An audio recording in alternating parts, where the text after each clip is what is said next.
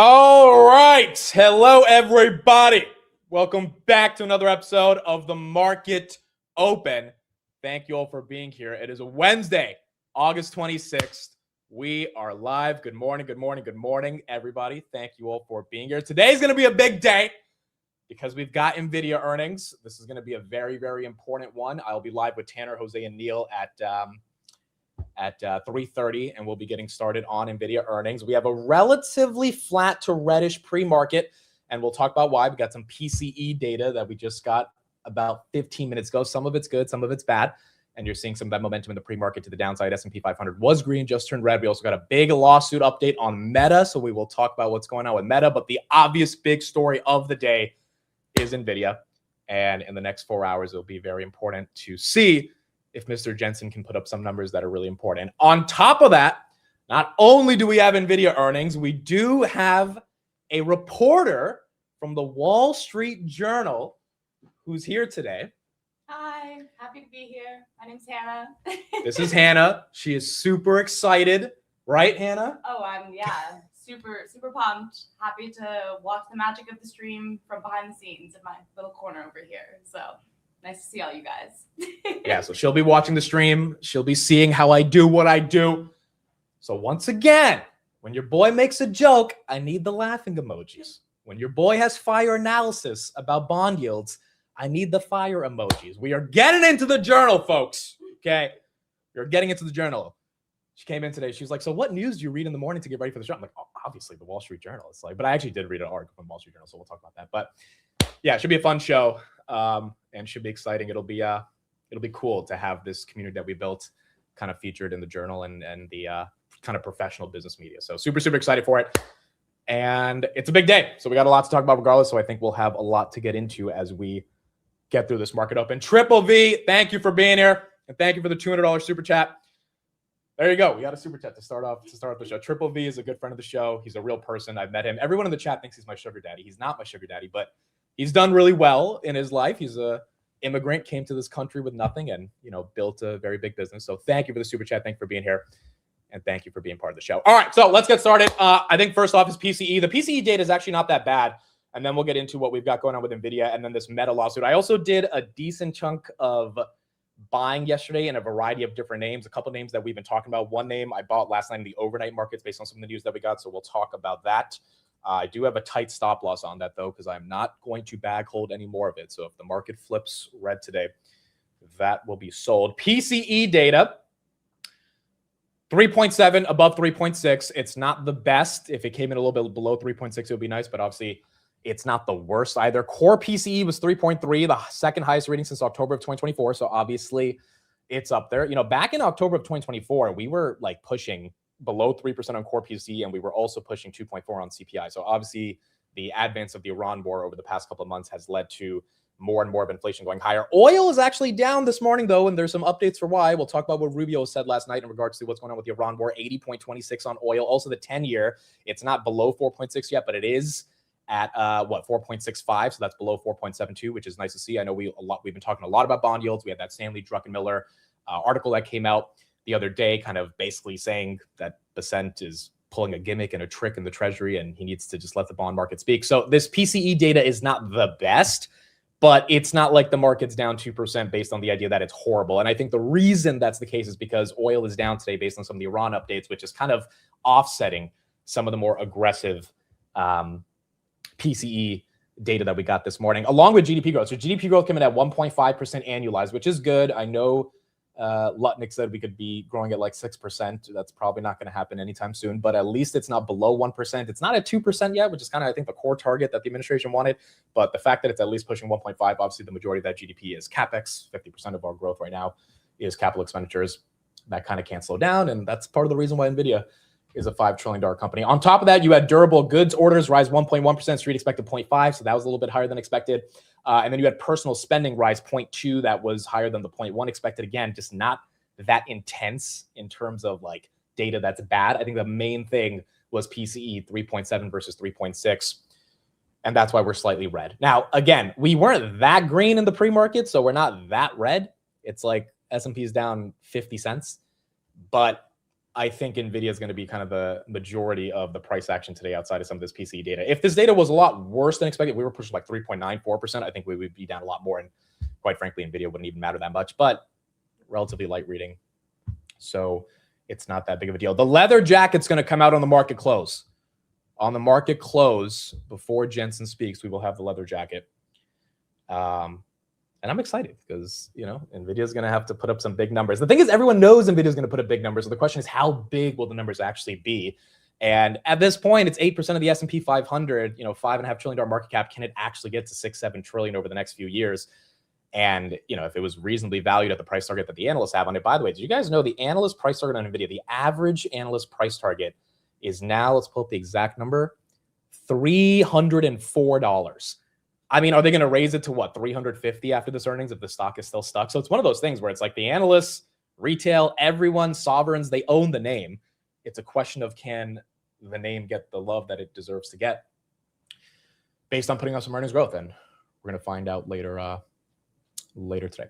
So that's what we have with PCE. Not as big of a deal, but nonetheless, that is some of the data. Let's talk about Meta before we get deeper into what's going on with NVIDIA. Thank you for the fire emojis. Deeply appreciate that. Hannah, if you're seeing people are saying this is incredible analysis, just letting you know that they appreciate the analysis. So Meta, I bought some Meta last night, 25 shares at 567. Shout out to Mr. Cactus Jack, which again, if you are not part of the WhatsApp, it's a WhatsApp open source terminal that everyone gets access to. He posted this in the WhatsApp. That's how I actually got the update that this was some good news for Meta.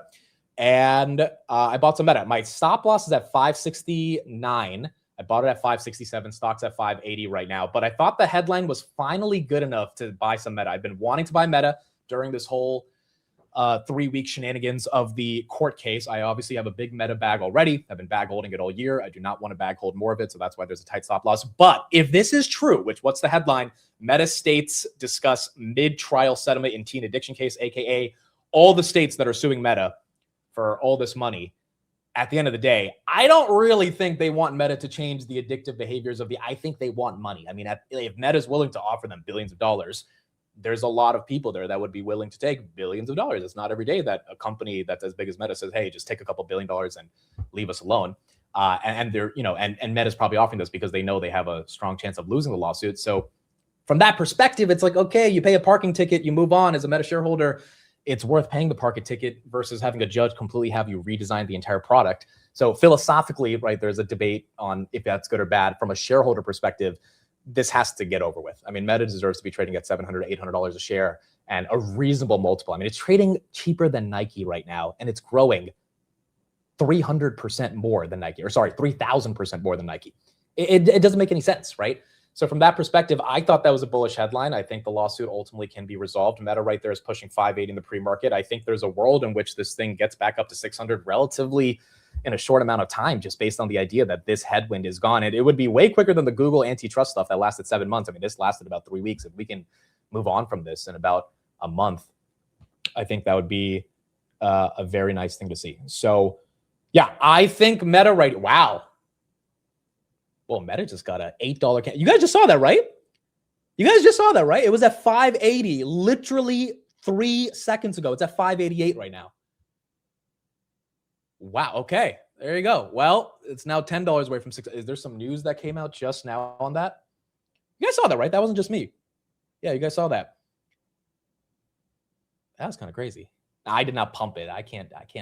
There's nothing I can do for Meta at the end of the day. It's a, you know, very large company. But that candle came in. I mean, I would imagine a lot of institutions, look, this is the cheapest name in the Mag 7 now.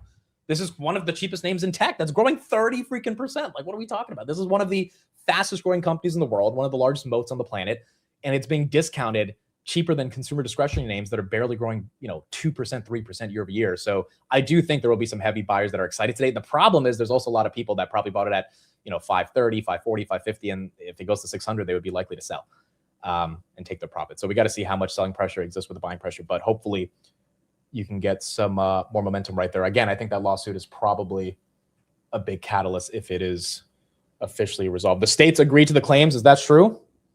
Is that true? That could be the obvious headline.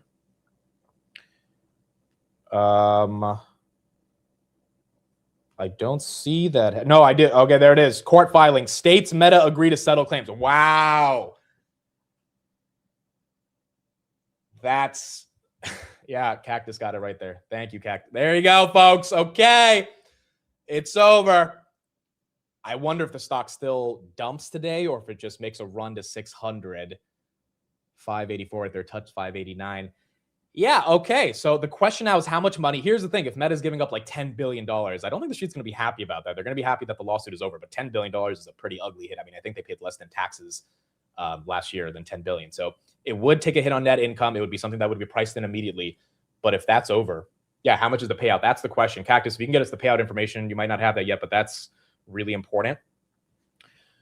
And then maybe this Max 7 starts partying with the other Max 7s, which have done relatively well this year and have had a lot less growth. I mean, Google, Amazon, Microsoft, Tesla.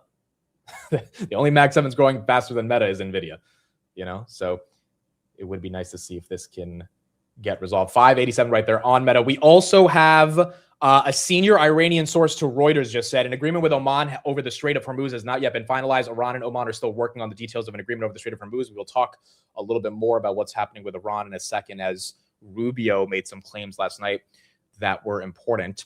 But that in general could get, you know, the broader market to think that, okay, oil should be coming down. The headline from Bloomberg, Iran and Oman agreed to share the Strait of Hormuz revenue, which is also good because whatever fees that they were fighting over the past couple of weeks, if they can just split them 50-50 in any negotiation that they've created, is a decent revenue framework for us to be able to move forward from this. The other update on Meta, states and Meta have reached a settlement regarding allegations that their platforms harm children, and they agreed to settle claims as per court filings.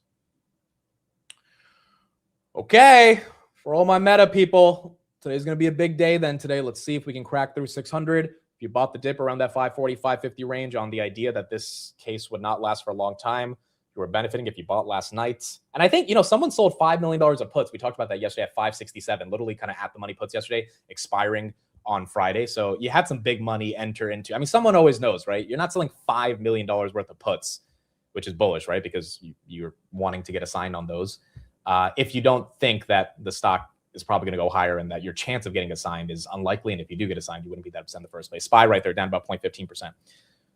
So it seems like that could be happening right there for Meta. Okay, so let's talk about this Iran situation. Oil is down today, 2.5%. The 10 years also down. This is what Rubio told Axios yesterday in regards to what they are thinking about with the future of this Iran conflict. And I think the market is at least somewhat starting to believe that there will be a resolution soon. Is partially open, and President Trump has issued a new warning to the Iranian regime about keeping the Strait of Hormuz safe. The president posted to Truth Social yesterday about this waterway, what he calls a no-mine policy, saying, I have just been informed by the United States Navy that all mines have been removed and or detonated from within the international waters of the Strait of Hormuz. Iran has been notified that any ship or boat placing new mines will be immediately and systematically destroyed. He indicated that Space Force is watching every inch of the strait, as well as Iran's nuclear sites. Iranian officials continue to claim the strait is unsafe for vessels leaving the Persian Gulf.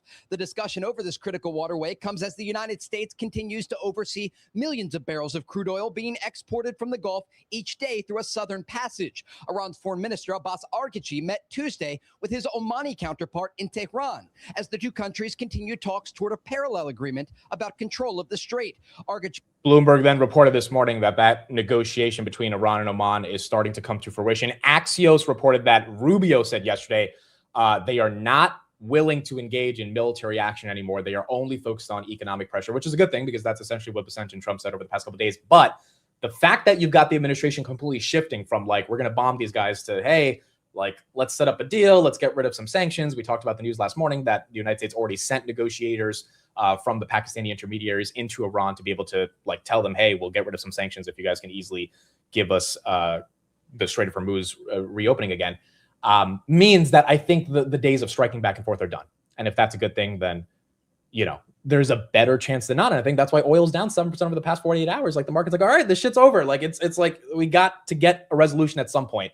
If Stanley Druckenmiller writing an article is not going to be enough to solve this, then what is going to be enough to solve this? And at this point, it's going to be this war coming down, inflation expectations coming down, oil coming down, bond yields coming down. and the broader market moving on from what has been happening over the past 7 months. Meta agrees to pay a maximum of $16.8 billion. Goodness, bro.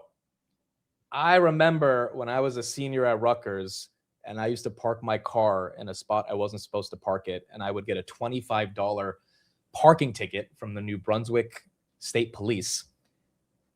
And that was, $25 was a lot of money when you're broke and you're a senior in college. 16.8 billion is a little bit bigger of a parking ticket. That's a lot of money, dude. Meta does what? It's almost 220 billion of revenue. That's around 8 to 10%, 8 to 9.3% of their freaking yearly revenue giving back to the states. And if you're like part of the 20 states, or I think it's 29 states that are suing, if you're going to get, a couple $100 million each, like, yeah, you're going to take that deal, bro. Like, you're going to take that freaking deal. You're not going to actually try to go to trial because Meta has some good lawyers. There's a world in which Meta could win that lawsuit and then you get nothing. So if the money is enough to resolve these claims, then there you go. Is that tax deductible? That's a great question. I would imagine it is, bro. I mean, this is like, maybe it's not. I don't know. I'm not a tax expert, but at least the street is going to have to bake this into the expectations. Better right there, 593. I think 600 potentially as a push today. And if that's the case, then it's over. That's crazy, dude. Less than 3 weeks and it's over. This was supposed to last for a long time. It was supposed to at least last until October. And Zucks was just like, you know what? I've got super intelligence to build. I am not going to deal with this type of lawsuit. I probably need to do an equity offering like Google did, and I need that stock to get to like 750 in order for me to justify dumping 100 billion worth of shares on investors. We cannot have this be in the background. And I think that's why he's like, let's just pay the 16 billion and move on. So that's what you got. Meta right there, 593. Someone just said I look like this is the first day of school outfit. That's funny. That is funny. That's, this is sometimes when the Wall Street Journal's watching the show, you can't just put, if you guys actually saw the outfit though, it's socks, sandals, and basketball shorts. But you guys don't see the bottom half, so it looks professional, but it's professional with fun.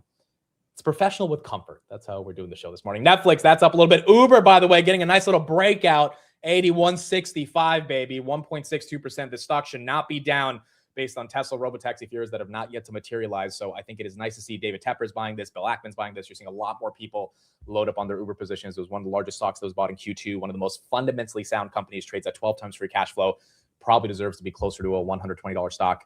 Getting a little bit of love. And so you're seeing the Ubers, the Metas, the Microsofts, a lot of these names that have been discounted all year starting to get a lot more excitement. Meta right there, 592 as that continues to go green. We've Representative Michael Ruley. I don't know who this guy is, but every day we have our politicians that are supposed to be like making Americans' lives better, buying stocks and putting out financial disclosures, because why not? Why not? They should be trading stocks with the rest of us, right? That's why they're elected. $100,000 of Google he sold. 50 to 100,000 of Google he sold 2 days ago. This guy is an American politician for Ohio 6th Congressional District. Dude, it's been every day this week that politicians have been. We saw the Pelosi, Bloom, and Intel stuff. Obviously, we saw Trump, trading thousands of times in June. It's the wild, wild west, folks. If the politicians are getting rich off this market, we got to get rich as well. And, when companies like Meta that are fundamentally sound companies get discounted 30% year to date, those are some of the opportunities. And I think that opportunity is hopefully now being taken advantage of as this lawsuit is resolved. The agreement requires nationwide changes for teen users of Instagram and Facebook. Meta denied any wrongdoing in agreeing to settle based on the settlement papers. This nationwide change for teen users, I'm not sure what that's going to look like. I doubt that's going to be them changing the actual algorithm. Maybe it's a couple more questions of like, when you join, they ask your age and all that stuff, and people lie about that anyway. They'll probably ask another like 5 questions that people will lie about. I'm just guessing. But I really doubt there's going to be any meaningful change in the algorithm that keeps people consuming ads on Meta because, the street probably wouldn't like that. And so whatever they settled for, the 16 billion is probably more than enough to agree to some inconsequential changes on the platform. Meta right there, 596, as that continues to go green. Moderna right there, that's down 2%. That was up 20% yesterday. Air Test Systems, that's down 1.5, and then the SPY down about 0.14. So in terms of what we've got in the pre-market, PCE came in not better than expected, but barely higher than what the street wanted, 3.6 versus 3.7. That's not too bad. You got this Meta lawsuit that's probably helping tech sentiment in general.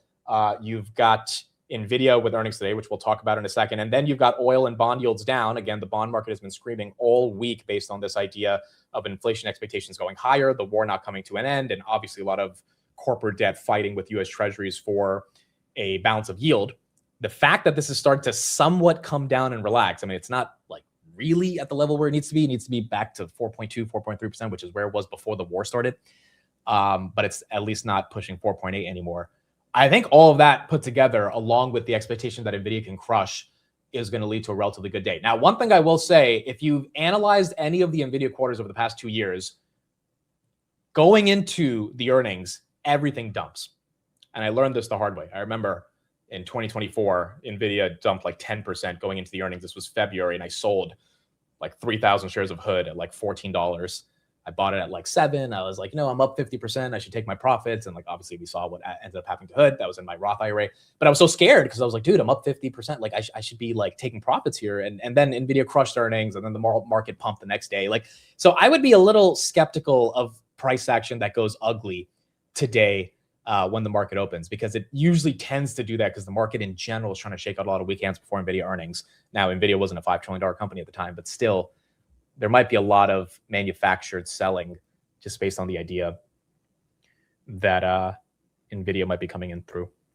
Court judgment requires Meta default daily limits and nighttime blocks for teenage users of Meta's social media platforms. Okay, so a default daily limit means that limit can change from just the wording of that. If it's a default daily limit, you could go into the settings and theoretically change it. Also, what age teenage users? So is that 13 to 17 nighttime blocks? I mean, most of those kids are sleeping during the night anyway. They're not, I don't think every 13 to 17-year-old is up at 3 a.m. scrolling through Facebook. Nonetheless, that could be a little bit more of a substantial change on their business. I don't know if it's enough for the street to actually be upset about it versus something like changing the algorithm. I mean, again, you got to really kind of read between the lines right here. Is the algorithm changing, which is how Meta makes their money off showing ads, or do they get a couple hours less of attention, which, yes, is bad for the business, 100%. But is it actually changing anything fundamental about the business? Not to mention, those kids are eventually not going to be teenagers, right? They're going to grow up. And if they're growing up using Instagram, Facebook, WhatsApp, Meta will have more than ample opportunity to monetize them. So if the street actually takes it down on some of these changes, it would be a little surprising, but I don't think, it's personal opinion, I don't think these changes are good enough to change the fabric of how the platform actually works, along with the $16 billion that they're paying. How does Meta verify age right now? Anyway, I haven't verified my age on Meta in a long time, so I don't even know. But I doubt maybe they make you upload your ID or your driver's license or some type of state ID or something. For the longest time, you could just lie and say you were born in like 1970 and it didn't matter. But maybe they're gonna upgrade some of the increased ways that they engage in that. We have another politician disclosure. Senator Kelly Morrison. She sold her SOLS, Solstice Advanced Materials. She sold her MBGL, Mobility Global, and she sold her Accenture, which has had a relatively rough year given their growth has been a little bit commoditized from AI. Although this stock was down a lot worse 3 months ago, it has had a nice rebound in like the 130s at one point. Now it's at 180. But you have some more selling from some of these politicians. All right, let's talk about Nvidia. Let's talk about Nvidia. Before that, Amazon just announced an acquisition. Amazon is acquiring Duck Labs to boost AWS analytics. The terms were not disclosed. Duck Labs is services for data processing. I'm on their website right now. Let's see if we can get a valuation on this. Duck Labs valuation. Last valuation was, okay, so they raised at $400 million in late 2023. There's no way they're under $1 billion. One of these websites is reporting that Amazon paid at least $1.5 billion. It's relatively not much for Amazon, but there you go. AWS acquiring another analytics platform right there. Amazon, is that green? Amazon is 261, up 0.17, slightly green. Meta agrees to pay 2.2 billion of the 16 billion to California as a part of the deal. So there you go. Californians, you get 2.2 billion out of Mr. Meta. Meta settlement resolves all state claims in federal and state courts across the country. Wow, dude. They really got rid of everything here. Dude, Zucks is ruthless. Zucks went up to his CFO and was like, just give them the money and let's move on. 16 billion. He's like, dude, we are going to spend 16 billion on Vera Rubin's next quarter. Like, we don't need to worry about another 16 billion as long as this gets rid of the headache that we're dealing with. That is crazy, but it does clear the floor. It does clear the floor. And you got a good NVIDIA earnings today. If NVIDIA, Jensen's very fond of Meta. Jensen said that Meta is the best recommendation engine in the world. You have some good news from NVIDIA. AI sentiment overall is improving. Then you got a stock that's still trading below 20 times earnings. I mean, there's a world in which it really can make a decent pump. Yeah, as Hollis says right there, a trial could set a precedent for future lawsuits. I mean, that's the biggest thing. Whether it's 16 billion, 20 billion, 15 billion, you needed to pay something to make sure that every state in the world and every country in the world, quite frankly, doesn't try to go after you and sue you based on the precedent that this sets. All right, NVIDIA. So this is going to be a big day. Street's expecting $95 billion of revenue, or sorry, 90 billion. Jensen's probably, I think, going to put up around 95 to 96. The whisper number is around 93. They usually beat the whisper number by about 2 billion, so that's going to be very important. In terms of NVIDIA, I think it's very simple. There is a lot of conversation around two things. One is the AI bubble. The second is the political backlash against data centers. Why do people think there's an AI bubble? Well, two things. First of all, Anthropic yesterday is expected to tell investors, as reported by the Wall Street Journal, that it sees over $30 trillion in potential revenue. Now, to give people some context about this, that is 20% of the planet's GDP. That is 100% of the United States GDP in 2025. For Anthropic to put on their S1, allegedly, that we are seeing a 30 trillion per year revenue opportunity, makes people think this is an hyperbolic statement that they are using to get people to be excited about the IPO. I've made up my mind. I'm not buying it.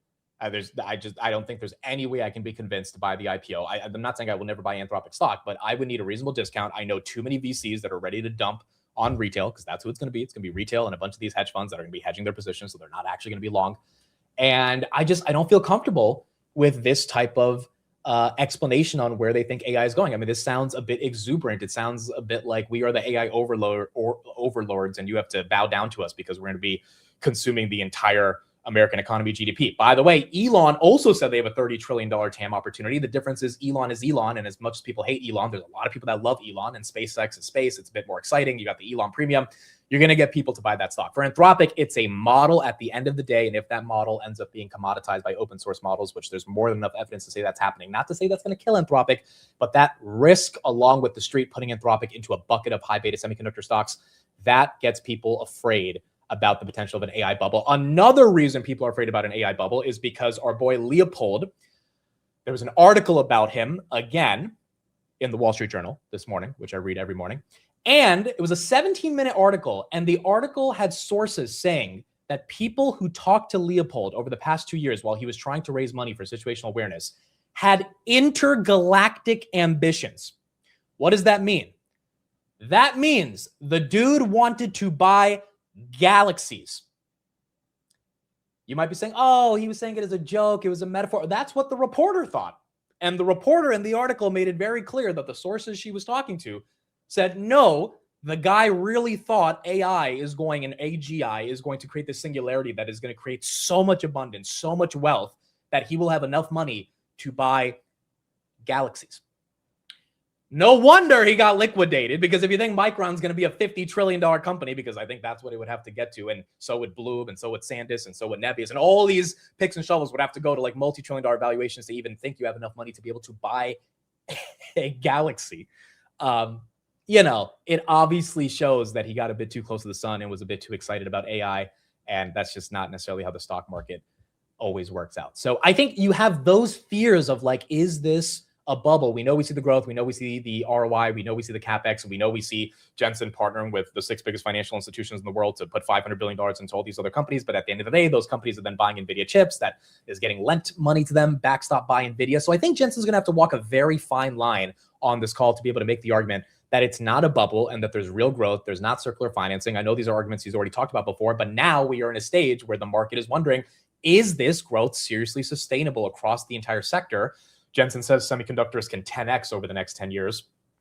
I think today he needs to prove it with the numbers, but he also needs to kind of hold everyone's hand while he's talking about it. And then the final thing is this data center backlash, right? He's going to need to be able to talk about Pennsylvania and New York and Texas and Florida issuing these like pseudo moratoriums on data centers. By the way, it doesn't help when one of the biggest AI companies in the world is losing multiple executives. So this morning, a sales executive from OpenAI, Peter Doolin, who left Salesforce, is going back to Salesforce, which is just weird because it's like you left Salesforce for the hottest AI company in the world, and now you're going back to Salesforce. And then you had the head of data centers, Chris Malone, yesterday leave OpenAI as well, as reported by the Wall Street Journal. So it's one of those things where it's like, okay, so you have multiple executives, multiple co-founders leaving OpenAI. You have Anthropic claiming they have this $30 trillion TAM. You already had SpaceX pump and dump aggressively. Most people are still underwater, even if they got in at 135 on SpaceX, so they're barely, up on their shares. So the IPOs haven't worked out. You're seeing a lot of hype around what's going on with the AI IPOs that are set to come. And then you've got the political backlash against data centers, which if that ends up persisting or the political party switch over the coming years and you have some real bans on data centers, which by the way, I think the Democrats also understand, hey, like this is all of our GDP growth. If we ban this stuff, it's not going to work out. But the signaling to their constituency and their base that they want to, take away the power from the rich and the elite that are building these data centers and give it back to the people. That is a good form of messaging, and that might result in some type of public policy. We're already seeing it in 4 different states, red states and blue states, as Greg Abbott in Texas and Ron DeSantis in Florida are starting to embrace this message as well. That could result in a pause or at least a slowdown in the ability to build these data centers. And if that happens, I think that is the biggest existential risk to NVIDIA because they're selling the GPUs that ultimately go into the data centers. So from that perspective, I think Jensen has a lot to show for today in terms of talking on the call. I think the numbers are going to be fantastic. I don't think the numbers really matter today because we already know the numbers are going to be good. What really matters is him being able to tell people that things are going to be okay. The world will go forward. AI will continue to generate an ROI, and NVIDIA is going to be working with a lot of these states and governments and local municipalities and towns to be able to make sure that data centers are alive. I think if he can do that, the stock can get a move. Also, the stock has dumped going into the print, right? Realistically, the stock should be closer to 230, 240. The fact that it's like at 210, 215, I think gives me a little bit more excitement that the stock can rip. The other thing is, I'll put a pump or dump poll in the chat for NVIDIA to see what people think. The other thing is their implied volatility is 5%. That's the lowest it's been in 2 years. Usually the implied volatility is 8 to 9%. So the fact that the market doesn't even think NVIDIA is going to make that big of a move, it might be a boring earnings, quite frankly, from the stock price, which I wouldn't mind because it's better than it dumping 15% the next day. But it is one of those things where a lot of people, I think, aren't buying calls that aggressively going into NVIDIA earnings because they know like it's too big of a company, and the idea that it bounces 10% might not easily happen. Although that might be the contrarian play to go long NVIDIA because now the implied volatility is low and maybe they crush it so well that everyone starts buying it up. So we're going to have to see what ends up happening, but we'll be live at 3:30 and get some bigger details on what goes on with NVIDIA. Are people excited? This is a big one. Even if you don't own NVIDIA, this is a big one, and we're going to have to see what happens. Trump just talked to a CBS reporter. A couple quotes from the president. He said something may come out of the CIA director visit to Russia. I didn't know the CIA director was visiting Russia, but apparently that's happening. He then said, I don't think Iran's leader is dead. He says, I think the Ayatollah was seriously wounded. Interesting. He doesn't think the Ayatollah that they killed is actually dead. Trump reiterates that the U.S. blockade in the Strait of Hormuz is working. That's an interesting thing to say, that he doesn't think the Ayatollah is actually... I'm not sure why he said that. Maybe he actually believes that, but there you go. Those are your quotes by Trump right now. Bitcoin at 78,000. Why is Bitcoin down? Let's talk about that real quick. I don't know. I don't think he's talking about the new Ayatollah. He's talking about the old one. does he means his son? He might be actually talking about his son. Oh, you guys are right. He might be actually talking about his son. Well, even if he is, that's a bit confusing right there. But I you know, the quick analysis I think on that is that he's trying to kind of make the case that, like, you know, we're not engaging in military action anymore. We didn't even kill his son. He's just seriously wounded. Like, I think he's trying to boil down the tensions because, you know, over the past 2 weeks, there hasn't been the vernacular that's super aggressive. We're going to take over Kharg Island. We're going to, you know, bomb an entire nation, like he said a month ago. Like that rhetoric has died down. And now his argument is just around some type of negotiation. And then he says the Strait of Hormuz is functioning. He's probably talking about Iran and Oman's agreement today, but maybe he's trying to dampen down the level of aggression that they imposed on Iran by saying that, look, we didn't even kill his son.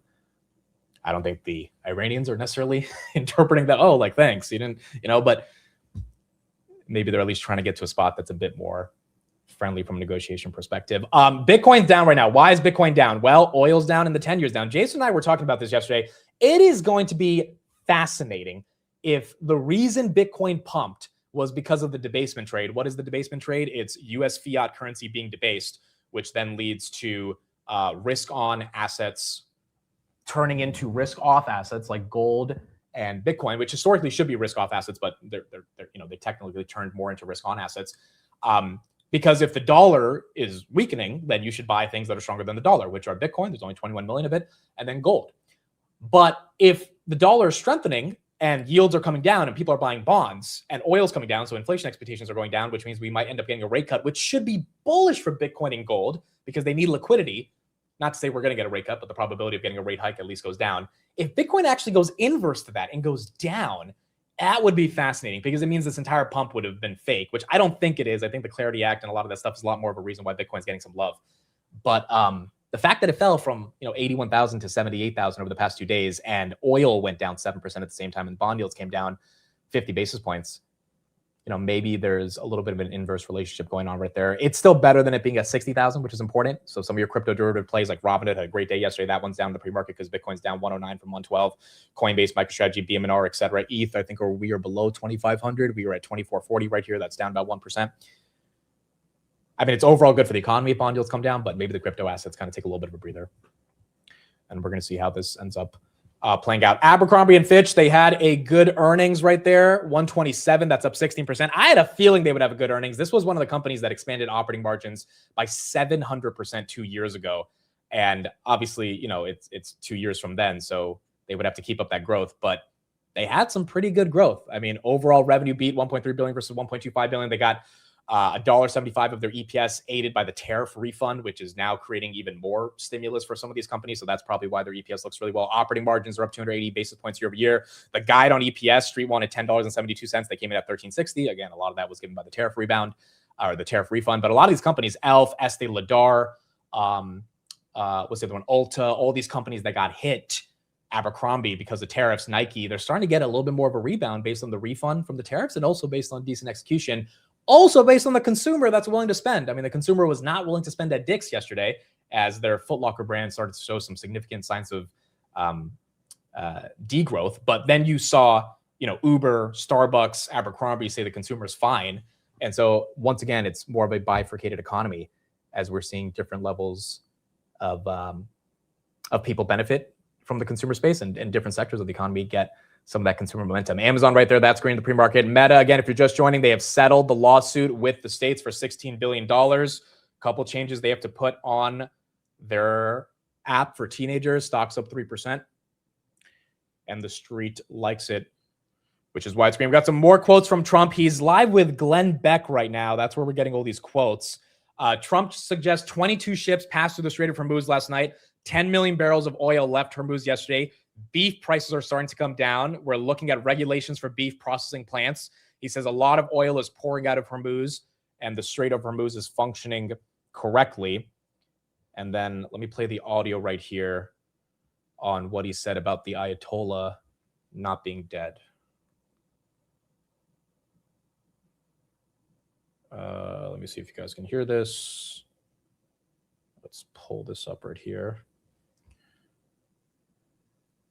Okay, WhatsApp is not showing the video, but let me pull this up. That is interesting for him to actually say that.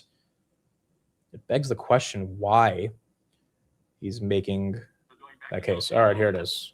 Is he dead? And where are we on the war? I don't think he's dead. He was very seriously wounded. The left side of his body, the arm, the leg, the whole thing. He was very seriously wounded, but I don't think he's dead.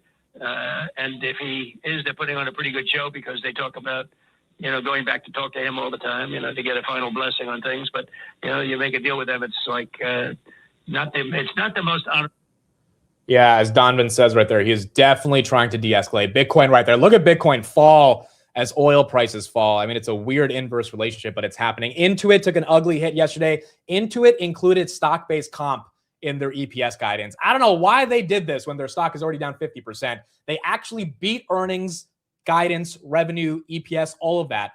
But because of the stock-based comp that they included for the first time ever, I don't know what genius move that was by the CFO when the sentiment on the stock is already so bad for them to miss their numbers because of a technical accounting change. Maybe it's an opportunity down another 10%. I didn't listen to the call, so I don't know if there's any actual fundamental problems in the business, but the business seems to be growing nicely. It's now down almost 60% year to date, but that's why it fell 20% yet last night, and now it's only down 10%. Zoom also didn't have the best earnings. I mean, it beat on all metrics, but you didn't really see a lot of growth. This company bought a lot of Anthropic a couple of years ago. I think that's a lot of the reason why people have been buying it, but that stock also down about down 5%. Sid, thank you for the gifted 20. Appreciate that. 20 of you guys just got gifted memberships courtesy of Mr. Sid, who has been to multiple meetups and has been watching the channel for years. Appreciate you, man. Thank you for being here. Donvin, thank you for the $20 super chat. Amazing analysis throughout the stream. Just amazing. Super duper. A mitt for president. Thank you, Donvin, for that analysis. It means the world. And thank you for the super chat so I could read that analysis out to everybody from your super chat. It means a lot. All right, we got a minute. We got a minute until this market opens. Again, we have a lovely Wall Street Journal reporter here watching the show today. She's going to be documenting kind of how we do everything. I don't know if you know Hannah, but we do ring a bell at 9:30 when the market opens. So in about 45 seconds, we will be ringing the bell. There's some people in the chat that decide to mute their stream. It's honestly one of the most disrespectful things in the world. Like, they're watching the stream, they're enjoying it, and then they turn off the audio for like 20 seconds to like not hear the part where like you're supposed to, wake your ass up in the morning and really get excited. But you do have a decent amount of people that go through with it, even if they don't want to, because they know that to get somewhere in life, you got to go through the hard moments. To get the gains on these stocks, you got to go through the pain to get the gain. And we have to ring the bell. Ladies and gentlemen, it is Wednesday, August 26th, NVIDIA Day, 9:30 a.m. Refute the mute. The stock market is now open.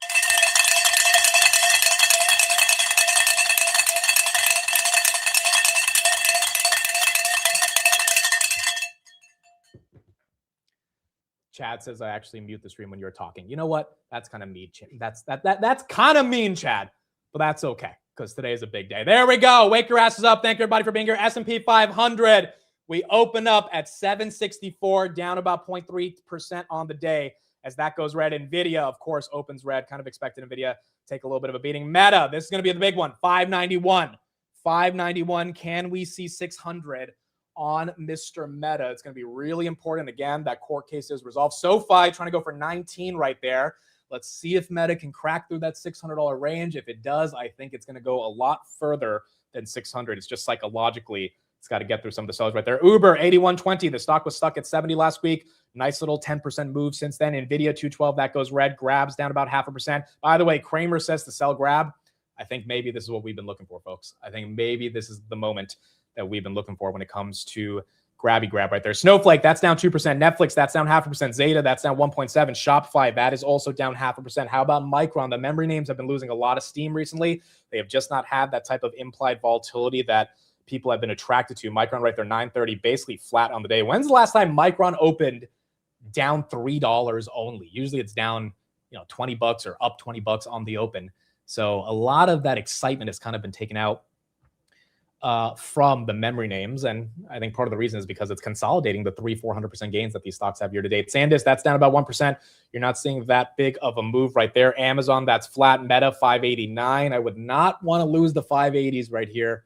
Even if we can close above that 590 range, that would be exciting on the day, but there's a long day to see if that can happen. Bitcoin, again, taking the beating right here based on, I think, bond yields coming down, which means Robinhood, Coinbase, MicroStrategy also taking a beating. Moderna, the stock pumped 20% yesterday. It dumped 20% the day before, down 4.73% as that one continues to get a hit. Fun Extreme, thank you for the super chat. Oracle right there is up 3%. Michael Burry shorted this thing at 147, 145, around this range. So if Oracle can actually bust through the 150s and kind of normalize there, then that short would not be working out the best. But we got to see. Oracle has been very volatile with the other data center stocks, including Nebius and Core. Nebius actually back to 220. This thing was almost going below 200 yesterday. So 220 right there is nice to see. Iran has earnings tomorrow. That's going to be a big one. Iran at 41. Oh, I bought VST yesterday. I put a long thread on X about VST. Peter Thiel bought this. David Tepper bought this. Energy seems to be the bottleneck. You look at their multiple compared to Talon Energy or Constellation Energy, which it shouldn't be valued like those companies, but it is pretty discounted. And there's reasons why it's discounted, but nonetheless, I think not only are the big guys loading up, but energy is the bottleneck. They already have deals with Meta and Amazon. They already have a partnership with Nvidia. I would imagine that as energy continues to be the bottleneck, there's a reason we're seeing those institutional flows come into Vistra. So I took a small starter position yesterday. I've not added aggressively towards it, but it's one of those things where I want to do some more research when it comes to the energy bottleneck, because that stock is up. Bought it at around 139 yesterday, 142 right here. Palantir 170, that's down about 1.35%. I think all the software names are taking a little bit of a beating. Yup, ServiceNow down 2%. Salesforce is down 0.5%. Salesforce also has earnings today. CrowdStrike also has earnings, and CrowdStrike's going to be interesting, man. I do not think the multiple on CrowdStrike makes sense for the growth that they're putting up, but the qualitative analysis around their mythos security concerns that are forcing everyone to invest more in cybersecurity, Moderna losing 150 right there, is super important. And so Palo Alto, CrowdStrike, either they reaccelerate growth and prove that they deserve a multiple, or on the call, they just say, look, the growth's not here yet, but the growth is absolutely coming because we're seeing more and more enterprises want to invest in security. So yeah, I don't understand how CrowdStrike can have that type of multiple with like 23% growth, but if it's important, then it'll probably hold on to that multiple. MicroStrategy right there, that's down 2%. ASST, that's down 2%. CoreWeave, 89.43, as that is also green. Meta to accrue $10 billion in legal expenses in the third quarter for the settlement with the Attorney General. So $16 billion in payouts to the states, $10 billion in legal fees. I imagine the legal fees are separate from the $16 billion. That's $26 billion. They did what, 40 billion in revenue last quarter? No, it was like 60 billion. That is a third of their revenue. Q2 revenue was 60 billion, so they're paying 25 billion of that. Wow. Yeah, that's why the stock's dropping right there, guys. That's why it's right. That's a lot of money, dude. Although this is a good thing sentiment-wise for the case, that's a lot of money, man. The good thing is the street knows about it now. It's not going to be a surprise, like Intuit, surprising everybody with new accounting laws. But yeah, that'll take it down. Dude, the 10 billion of legal expense, that's money. That could go into share buybacks. That could go into GPUs. That's going to lawyers. I mean, that's kind of aggressive. 765. It will be something they can write off, sure. It's just definitely not going to help their EPS growth. Abercrombie, wow, 27%. Do people even shop at this place anymore? Like, I haven't been to Abercrombie & Fitch in like 15 years. I think in like 7th grade, I was excited to shop there. And even then, they were overpriced. It was like $50 for like a crew neck that had their logo on it. Robinhood right there, 110.43. But I think that tax or the tariff refund is what's helping them right there. Corning, 148.42. Grab, that's down about 0.28%. Rocket Lab, 67.18. Rocket Lab getting a little bit of a move above 67. Isn't that a lot of legal expenses? Yeah, I would imagine 10 billion. I mean, last quarter, remember how much they paid? It was about 2.6. So it's 5 times or about 4.5 times the amount they paid in Q2 going into Q3 just on legal expenses to, I guess, construct and manufacture the settlements that they have with the states. I have a stop loss on the 25 Meta shares I bought last night at 569. If I get stopped out of it, then I get stopped out of it. I'm not going to be bag holding more Meta here. But I can understand why the street's selling it off. Honestly, I can understand it. I can understand. That's a lot of money. I still think if it goes back to like 540, 550, now it's an easier buy because now you know all the information and the court case is done. But I get it if short term they're going to sell it off. Reddit right there, 164. At least that is green on the day. You're getting some love right there. IREN, that's down 3. The NeoCloud starting to fall. Nebius, that's down about 1%. Uber still holding on to some of its green. Meta says we are urging TikTok and YouTube to join us and state attorneys to adopt new standards to ensure teens use social media in a healthy and responsible way. I don't think Meta really cares about TikTok and YouTube making sure teens use social media in a healthy way. I think Meta's like, bro, if we're going down, if we have to put limits on how many hours these kids can spend on our app, if we have to make sure by 9 p.m. that we tuck them in bed and they can't actually, look at Instagram anymore, that, Meta is going to mess up a lot of kids that are, on Instagram late at night trying to have conversations. I mean, Instagram basically is the new Tinder, right? Instagram is where a lot of kids meet each other for dating. Those conversations at 9 p.m., it's over. You better take your ass to sleep. I think Meta's like, hey, TikTok and YouTube, you got to do the same thing. You got to do the same shit. We are not going to be the only ones. Really? You're going to be able to watch a YouTube video at 10 p.m., but you can't text that girl back that you're talking to on Instagram? It's one of those things where it makes sense from their perspective. Because if you're not on Meta, guess what? You might go on YouTube. You might go on TikTok. By the way, TikTok also has DMs. TikTok also has direct messaging. So, kids might just shift their attention right there. And that also would create a headwind for Meta. American Airlines. I also bought some American Airlines yesterday at $13.77 based on the idea of oil coming down. I think this thing gets back up to $16.50 if we see crude around that 73, 74 range. So holding on to those 1,000 shares I bought yesterday. And we're going to see if it gets back there. Doug says, I sleep to YouTube videos. So do I. I usually have some type of political or sports commentary or debate playing in the background, and that's how I fall asleep. But I guess kids are going to have to go to sleep without any of this stuff. You better take your ass to sleep. Yeah, dude. Meta's acting like the parents now. At 9 p.m., you're going to get a notification saying, hey, go to bed. Get off Instagram. Epsilera, that's down 2%. That was up a lot yesterday on those insider buys, as that's been continuing to get some more love. Also, Snapchat. Yeah, Snapchat is another place where I don't use this app anymore, down 6% right here, but a lot of kids use this app every day. And direct messaging on Snapchat is kind of the core feature of the product. So I would imagine Meta wants them to deal with that. All right, I think I got stopped out of Meta. 566. Did I get stopped out? I got stopped out. Okay, we made $50 on that Meta buy from last night. 565, as that is down 1%. It makes sense, dude. It makes sense at the end of the day. As oil continues to take a little hit, Moderna at 149. That's a lot of expenses. 80.50. We're 50 cents away from losing 80 on these oil prices. USAR over 20. That's getting some love. $20. That's up 5%. Chad says just put your kid's phone up at 9 p.m. It's called parenting. I will say my parents did not take away my phone when I was younger. And they probably should have, because I probably stayed up too many nights, but they kind of trusted me with the phone. But I still stay, it's what happens. You stay up late, you're on your phone. It's definitely not the healthiest for teenagers. They should be going to bed and getting ready for school. But again, that might be more up to the parents than Meta. So now it's going to be baked into the platform at 9 p.m. that everything shuts down. And if that's happening for Meta, that should happen for every other app. Honestly, that should not be exclusive to Meta right there. 81.14 on Uber, as that is still up 1%. Nvidia going down. Of course, Nvidia is going down. 212. That's down 0.5%. As the rest of these names are also still getting it. It's not the healthiest for adults either. That's true. But see, adults are adults for a reason, right? You can pay taxes. You can go to jail. There's something that comes with being an adult. We have more sympathy for children. As a shareholder, look, I don't think the state should be forcing Meta to impose these limits. But if that's what they have to do, I just think it should be universal. If Meta has to do it, there's no reason TikTok and Instagram, which is owned by Meta, or Snapchat or YouTube can't do it either. Why does YouTube get a free pass?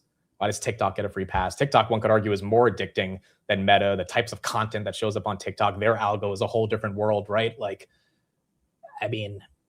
If it's happening to Meta, it should be happening to everybody else. Amazon 259, that goes red. Accenture, that's down 2%. Then Robin at 109.20. That's also going red. Interesting. All right. So you've got a decent chunk of names that flipped red. These Trump comments. Bloom's at 223. This one got to 185 a couple days ago. So at least the energy name's getting some more love as Bloom is seeing it. Meta just put out a, wow, they call it an open letter to TikTok and YouTube to join us in supporting teens. Meta outlined a 2-hour daily limit and prompting teens every 15 minutes of continuous screen times. Meta argued cross-platform adoption is necessary because teens restricted on one service may shift to another platform. The proposal would turn off access to Meta apps at night by default and stop notifications during school hours. They wrote a whole blog about this right now. Google's down on this news. I would imagine ByteDance, if it was public, would be a little red as well. Reddit also, yeah, I mean, that should apply to Reddit technically too, right? There's a lot of kids that use Reddit. Reddit has like, what, 130 million daily active uniques. I would imagine, I don't know, at least 10, 20% of them are teenagers. Like that could also be causing a headwind for them as Reddit goes red. That's crazy, dude. We thought the settlement was bullish, and then you actually get the details, and this settlement comes with a lot more restrictions. Vistra right there up 3%, which can be managed, but at the end of the day, it's probably still annoying. Nvidia still moving sideways. American Airlines at 1409. Oracle loses 150 as that continues to go down. Palantir, are we losing 170? We have not lost 170 in about 2 weeks. So the fact that it's holding that 40% move from earnings, I think it's actually good. AK Media is addicting and should also pay a settlement. The good thing is you guys get the freedom to decide if you want to watch AK Media. Or I guess these kids are compulsed and manipulated through Meta's algorithms to stay on the platform. I mean, look, if that's what the courts are ruling here, then every platform has to abide by that. It just doesn't make sense to single out Meta right there. Uber, 80.98. Figma also getting hit by 2%. And then Microsoft trying to go for 500 as Microsoft is still getting hit at 494. At least it's up from 486 yesterday. Interesting. It's a pretty crazy way to start off this morning going into NVIDIA. You still have some of these Trump quotes coming out on Canada. Trump says they don't have anything we don't want to have. We can get by without Canada. It's time to teach Canada you can't do this anymore. So you have this continued hostility coming from both sides on a trade war. Canada, by the way, for those that missed it, increased their tariffs yesterday by 50% on steel for the United States. So you do have some tariffs going back and forth. And, you know, given inflation is still a little ugly, tariffs increasing does not help inflation. Oil right there, almost at 81. It's up from 80.5. And I think there's going to be some continued back and forth between the U.S.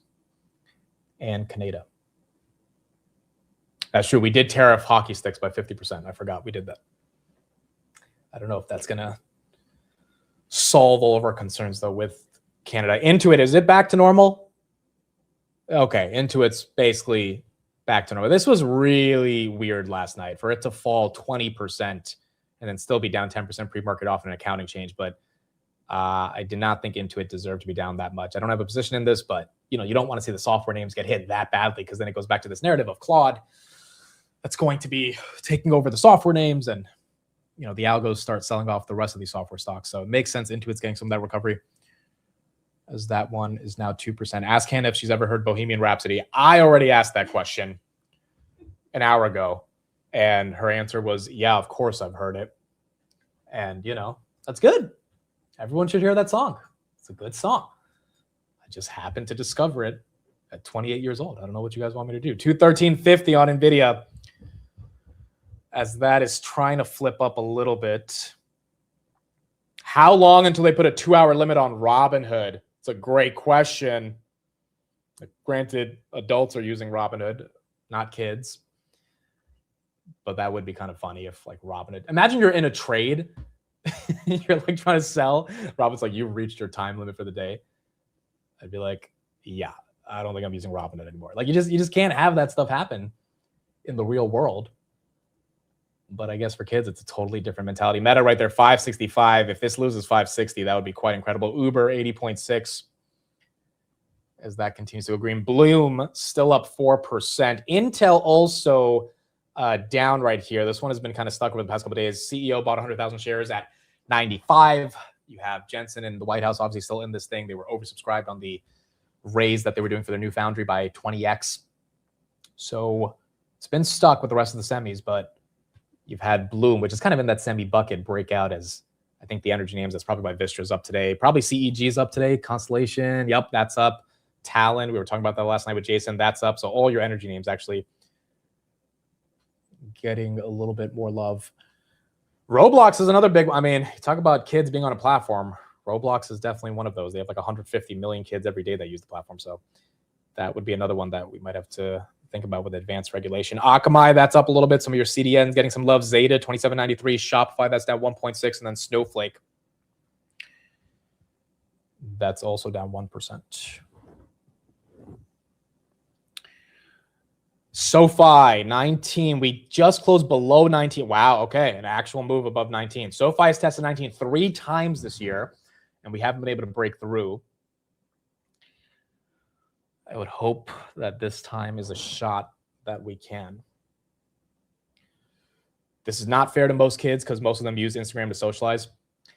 I mean, look, that's been the argument from a lot of the parents, right? Which is that our kids need to socialize, which is why we give them these apps.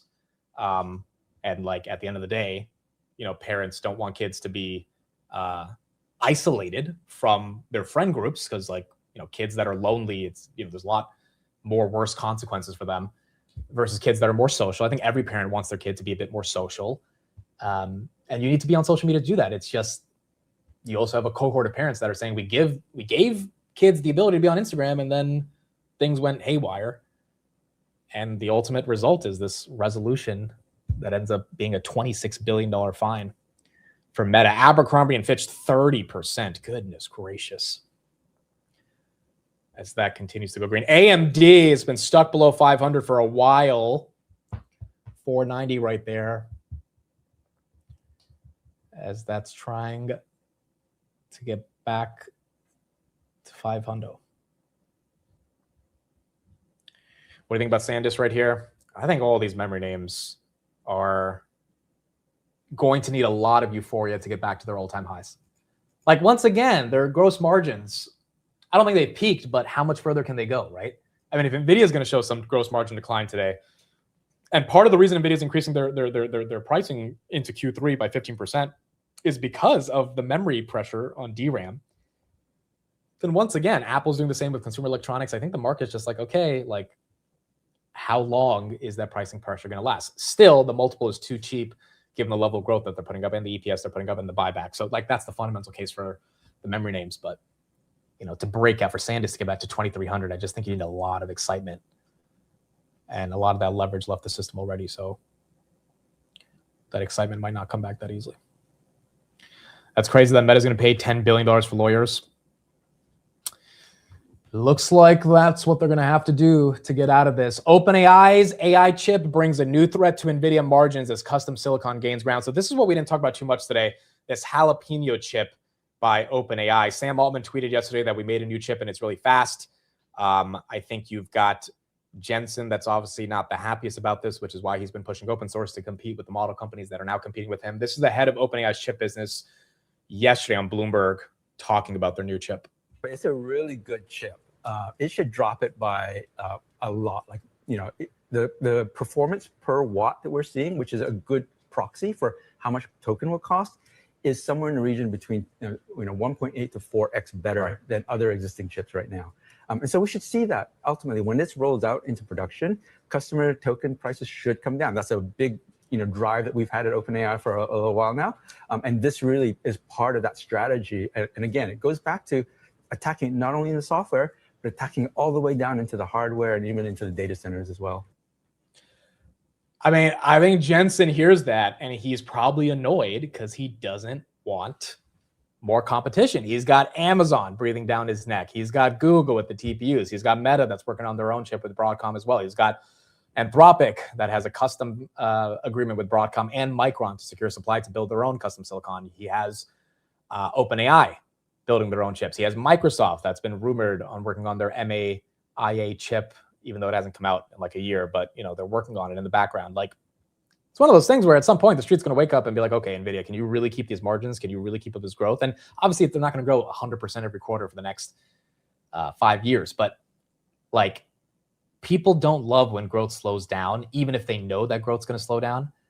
And that might be part of the narrative today, not because the growth is going to slow down, but because of the future expectations of that growth potentially slowing down, even if it's still a monumental level of growth. That could potentially make some people upset. Abercrombie & Fitch up 30% right there. NVIDIA, is that still flat? Some more stuff on this Meta news. 5.3 billion. Oh, wow. Meta's being strategic of this. 5.3 billion of the settlement will be released only if YouTube and TikTok each pay matching amounts and implement limits. Remaining 30% will only be released. So that is 5.3 out of the, the 5.3 billion out of the 16.8 billion is contingent on the Googs and TikTok matching it. There's no way they're serious about matching it. If I'm Google, there's no way in hell I'm going to pay $5 billion for no reason. Maybe I implement the limit. Maybe. And that's a big maybe too, because like they're suing your ass, man. If I'm Sundar, I'm like, Zucks, you're getting sued, not me. Like, YouTube is filled with documentaries and informational content. Like, if I was Sundar, I'd be like, YouTube's actually really important for kids, long form content. There's important information. Facebook is just junk on Instagram that makes you addicted to an algorithm that doesn't do any good for you. Like, if I was YouTube, I would be able to. Now, if I'm TikTok, I don't think I have an argument. But if I'm YouTube, I could definitely defend YouTube versus Facebook. And I'm absolutely not going to pay $5 billion because Zucks is holding it hostage. Google right there, down about 1%. Yeah, Sundar should bring me on the next earnings call. Be like, look, we have this guy on YouTube, talks about finance. This is entertaining content. This is content that's important for the platform. This is not the same type of nonsense you see on Instagram Reels. Like, I saw an Instagram Reel yesterday of someone sleeping and someone just took a bucket of water and they just splashed it on him. And now my algo is more of these, like, and I'm just like, sometimes I ask myself, like, what am I doing, bro? Like, why am I watching? But it's hilarious because it's like someone's in deep sleep and then you just throw a bucket of water on them. It's like funny. But like, you don't get that on YouTube. On YouTube, you get, informational stuff. That is crazy. Meta's really throwing the gauntlet at it here. Robinhood 110, Amazon down about 0.5%. That's on YouTube as well. Maybe on YouTube Shorts. Well, that's fair. YouTube Shorts is probably the same nonsense as Instagram. But the point is, if I'm Google, there's no way I give up billions of dollars just because of Meta's issues that they're having. Like, if you're going to sue me for $5 billion, you have to sue me. If you're suing Meta, you're suing Meta. It is what it is. And quite frankly, if the people that agreed to this lawsuit are agreeing to this stipulation that they're only going to get 33% of the 16.68 billion if YouTube and TikTok agree to it, then if they still get the other 70% of it, then it is what it is, right? They're still getting billions of dollars. And maybe it's a Hail Mary on if Google and TikTok also agree. Chad says they've obviously never watched your chat. Okay. You know what, Chad? It's your roasting of me in the chat that is what makes it makes the chat entertaining, but it also makes the chat not as educational as it should be. So it's technically your fault if YouTube is going to have to pay this $5 billion. CRML, that was up 17% yesterday. Is that still up 17%? That's up 3% today, compounding from that 17% that it had yesterday. Goodness gracious, dude. This is kind of crazy. P-Lab also had earnings. This stock up 5%. It was at 38. Now it's at 30.96. So that's down a little bit, but they did beat on the top and the bottom as that continues to get green, or it continues to go a little bit red, but still up 5.6% on the day. I don't think we've ever seen a story like this with a lawsuit involving a big tech company. Meta trying to fight back right here. But this is what we're seeing right now. YouTube needs to push YouTube Kids based on account. That's true. YouTube does have YouTube Kids. That's fair. I mean, they do. Every time I upload a video, they say, is this made for kids or not? So like that is also true. There have been some safeguards that have been put in place already. Shopify, that is down 1% as well. Why is Iran dumping? Well, all the neoclouds taking a little bit of a hit. And so I think you're seeing some of the pain right there. I mean, honestly, all of these companies I think are going to be stuck until NVIDIA reports and NVIDIA puts up some really good earnings. And even if they do, if they dump the next day, dude, we're going to have an ugly couple of days if we dump on NVIDIA because everything's going to dump with it. Rocket Lab, all the high beta names are just going to fall with it. Broadcom, which should be up today based on this OpenAI chip because they're working with Broadcom. This is so weird that Broadcom's down here. But I do like that NVIDIA is kind of dumping into the print. Micron getting up to 940 at least. And the expectations are probably lower than not to get this thing making a move. He got liquidity swept on Meta, probably did. But again, it's obviously something the street's going to have to grapple with. $26 billion. Well, technically 21 because 5 of the billion is now contingent on TikTok and Google agreeing. That is interesting, dude. That is very interesting. I would imagine Zucks will be doing some interviews soon and we'll kind of see his perspective and see what he says. Well, yeah, as Daniel says, if I go down, I'm taking everyone down with me.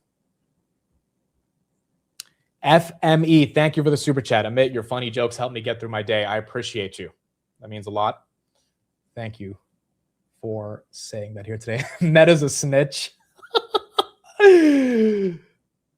Oh my God. No, but it makes sense, right? If you're Meta, you're like, hold on, we're not the only ones playing the social media game. Like maybe we played it better than everybody else, which is why we're in trouble, but everyone else is also playing this game with us. Zeta 28, App Lovin at 311 right here. Again, for those just joining, the PCE data that we got was actually not that bad. 3.7 versus 3.6. That's really the only headline number that matters. S&P now flipping green. Let's see if we can get to 768 here. But I think the bigger headline will be NVIDIA today, and obviously all this meta news. It's probably bigger stuff. Okay, someone just bought 1 million of Tesla calls, 350, September 2nd. Tesla's been weirdly pumping every day and then dumping the day after. It was at 365 on Monday. But you are seeing some of that option premium come into Tessie and getting it a little bit more love. Yeah, core was at 3.3. That's fair on PCE. Headline was 3.7. I think the expectation was 3.4. So it did come in a little bit lower. Well, a little bit higher than expected, but not as high as the street wanted for it to be. GEV, the energy names. The energy names are really getting some love today. GEV, Vistra, CEG. I'll have some more DD on Vistra soon, but I mean, looking at the multiples last night, I don't know if it deserves to trade at only 8 times EBITDA, given where the sector trades. That Constellation right there, that's up 1% as well. Lemonade's at 55. This one got hit as well.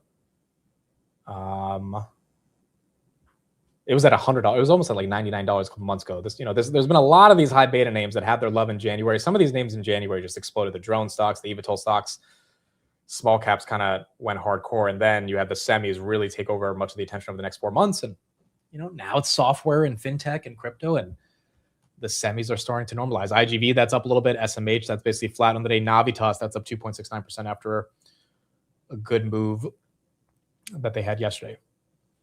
Has Hannah heard you sing Bohemian Rhapsody yet? She's not heard me sing it. It's not going to happen today. But, I have sang it to myself plenty of times since discovering. Dude, I've watched the Freddie Mercury live at Aid concerts in 1985, like I think 100 times. Like I've literally just watched him sing that song on the piano so many times in the past week. Take-Two, they just put out a statement from Rockstar Games that's up 1.6%. They apologized after the Grand Theft Auto 6 gameplay video was leaked and said the unauthorized footage was not how it intended to reveal the game. Okay, so that was a real leak. That wasn't AI. That some people were thinking. November 19th is still going to have the launch. I am so surprised this stock has not run further based on all the hype around this game. I know they've been announcing it for 5 years and the stock is up over the past 5 years, but if you do some basic math on this, if the game sells the 50 million copies that they should be selling, they're going to make a lot of money. That's probably not factored into their EPS estimates, or at least not factored into the multiple on EPS that it's getting right now. The studio will publish an extended official look at the game tomorrow. Wow, okay, that's official. Rockstar said the game is nearly finished while acknowledging that official details and gameplay took longer to prepare than planned. The company said the leaked material could affect the intended experience, but encouraged players to wait for the official release. Okay. There you go. Take two. That is what we got. Netflix is also going to be having some of that content released soon. Netflix 8151, Netflix and Uber kind of both breaking out as well, as that's been getting a bit of love. BMNR 2507 back above 25, as that's been getting some love. ETH's also been ramping up a bit more along with BTC, even though the bond yields have come down. The Qatari prime minister is going to be visiting Tehran in a bid to reduce regional tensions soon. This is actually bullish. You got Tehran, Qatar, Pakistan, and the Egyptians now all working together, at least with their foreign ministry, to try to create some level of a plan. This article says the Saudis could be involved as well to get things in motion. Meta right there, 574, breaking back above 570. Interesting. Very interesting morning as we head into Nvidia earnings. What did you guys say on the poll? I would imagine the majority of you said pump versus dump right here. Tesla denies rumor it's abandoning its full self-driving push in China. Tesla China denied reports today that it withdrawn its full self-driving team or vacated its Shanghai data center, saying the facility remains operational and hiring for driver assistance roles is accelerating. 67% of you said pump on Mr. Nvidia. Again, we'll be live at 3:30. I think maybe some of the Tesla hype last week was also the deliveries in China, which were a bit better than expected. The problem is, once again, if SpaceX is actually going to buy Tesla, they do have to kind of get rid of this China business. I mean, or at least have it as a complete separate entity, because SpaceX is a defense contractor. There's no way the FCC would be okay with having a company like that exposed to the Chinese as aggressively as Tesla is. 25% of their sales are from China. Palantir back to 173. Apple at 312, getting some love here as well. So I feel like the China breakup is inevitably going to happen, but it's going to take some time for it to play through. Nvidia, 255 calls, getting 1.2 million of flow. 1016. 1016 strike is what you're seeing on Mr. Nvidia. And there you go. Bloom still up 3% as well. As that's not stopping either. Why is Walmart selling off today? You know, that's actually interesting because some of the high beta names are down, so you would think Walmart gets a bit, but Dick's is up 3%. I don't think Walmart easily gets the rebound on a day where high beta goes down because, you know, they said the consumer's struggling. Like that's an issue that the street's going to want at least another quarter of data on before they think that the management at Walmart can accurately navigate a struggling consumer. Now, again, labor market's not bad. Labor market data has not been bad for a year. Marvell 242. Oh, wait. On Friday, we're going to get the labor market revisions. We're not going to get today. That's also going to be super important because last year, this is an annual revision that happens every year in August. We lost 911,000 jobs. So like basically 1 million jobs. There was no growth because all of it was taken away. If that happens again, I wonder if the market actually likes it because that means we're more likely for a rate cut.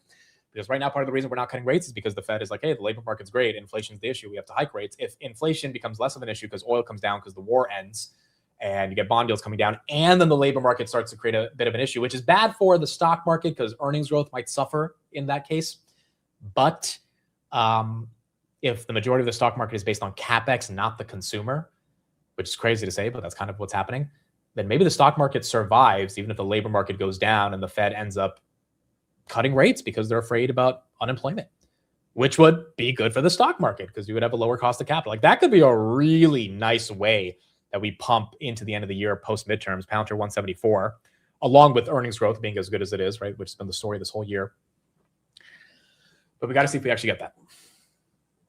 We got to see if we actually get it to play out this way. It's crazy that we're celebrating unemployment. It's not celebrating it, but effectively it kind of is if you're a stock market investor. Like I came to grips with this 3 years ago when I realized that's how the market works. This was 2023 because we needed inflation to come down, right? Inflation was at like, I think 5.5% beginning of 2023.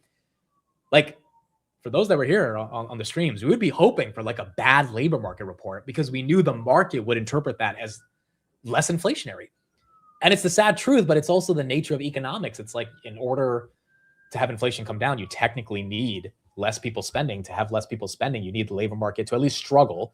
You don't obviously don't want it to, be horrific in the short term to get rates to come down. And ironically, rates coming down would actually help the majority of people, regardless of the labor market, because then the cost of financing a car or a house, I mean, that the housing market has been stuck simply because of these rates being the way they're at. Mortgage rates came in this morning at 7.2%. I mean, it's the highest we've had in freaking 3 years. Like it's getting kind of stupid now.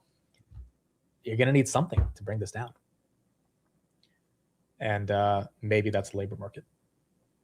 Having said that, I don't think we're actually going to report losing 1 million jobs. I don't think Trump would be happy about that. I don't know if the BLS will easily show that. But if we added like 10 million jobs, there's no reason to cut rates, right?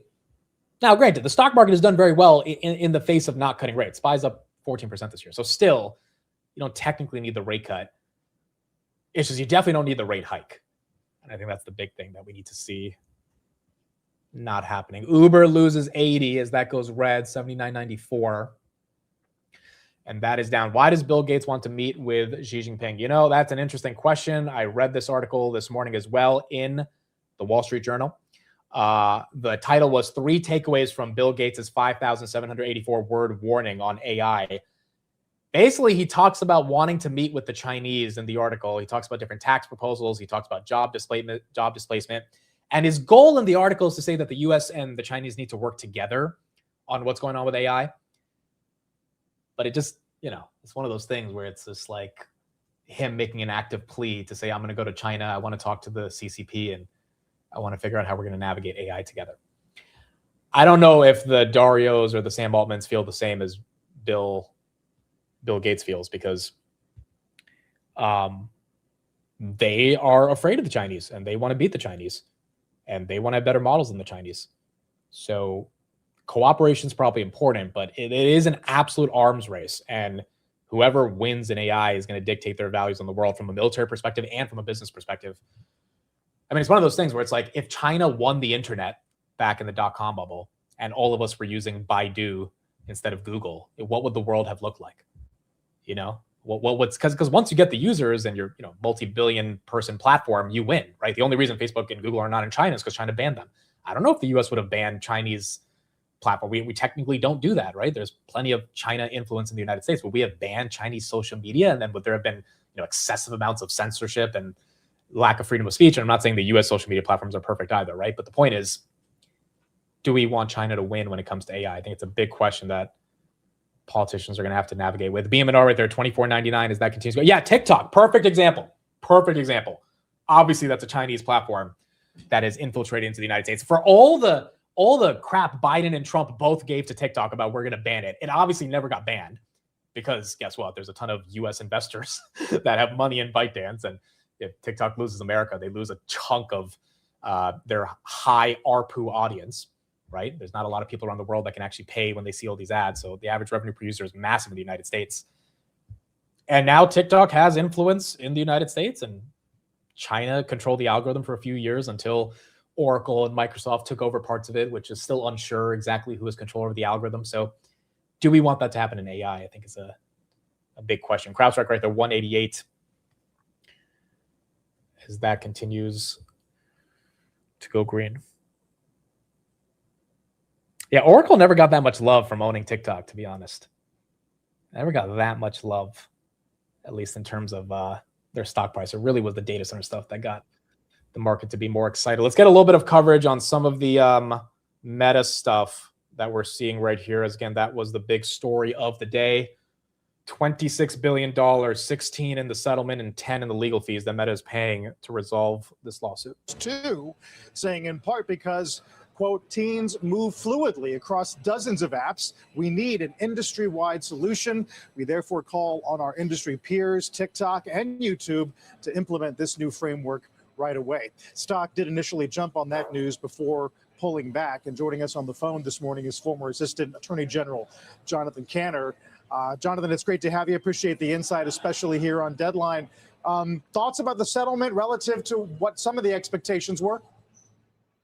Yeah, so my initial thoughts are that the state attorneys general achieved what Congress thus far has been unable to do, which is to actually regulate social media. For years, we've been talking about it. Congress has expressed a desire to do it, but hasn't been able to achieve it.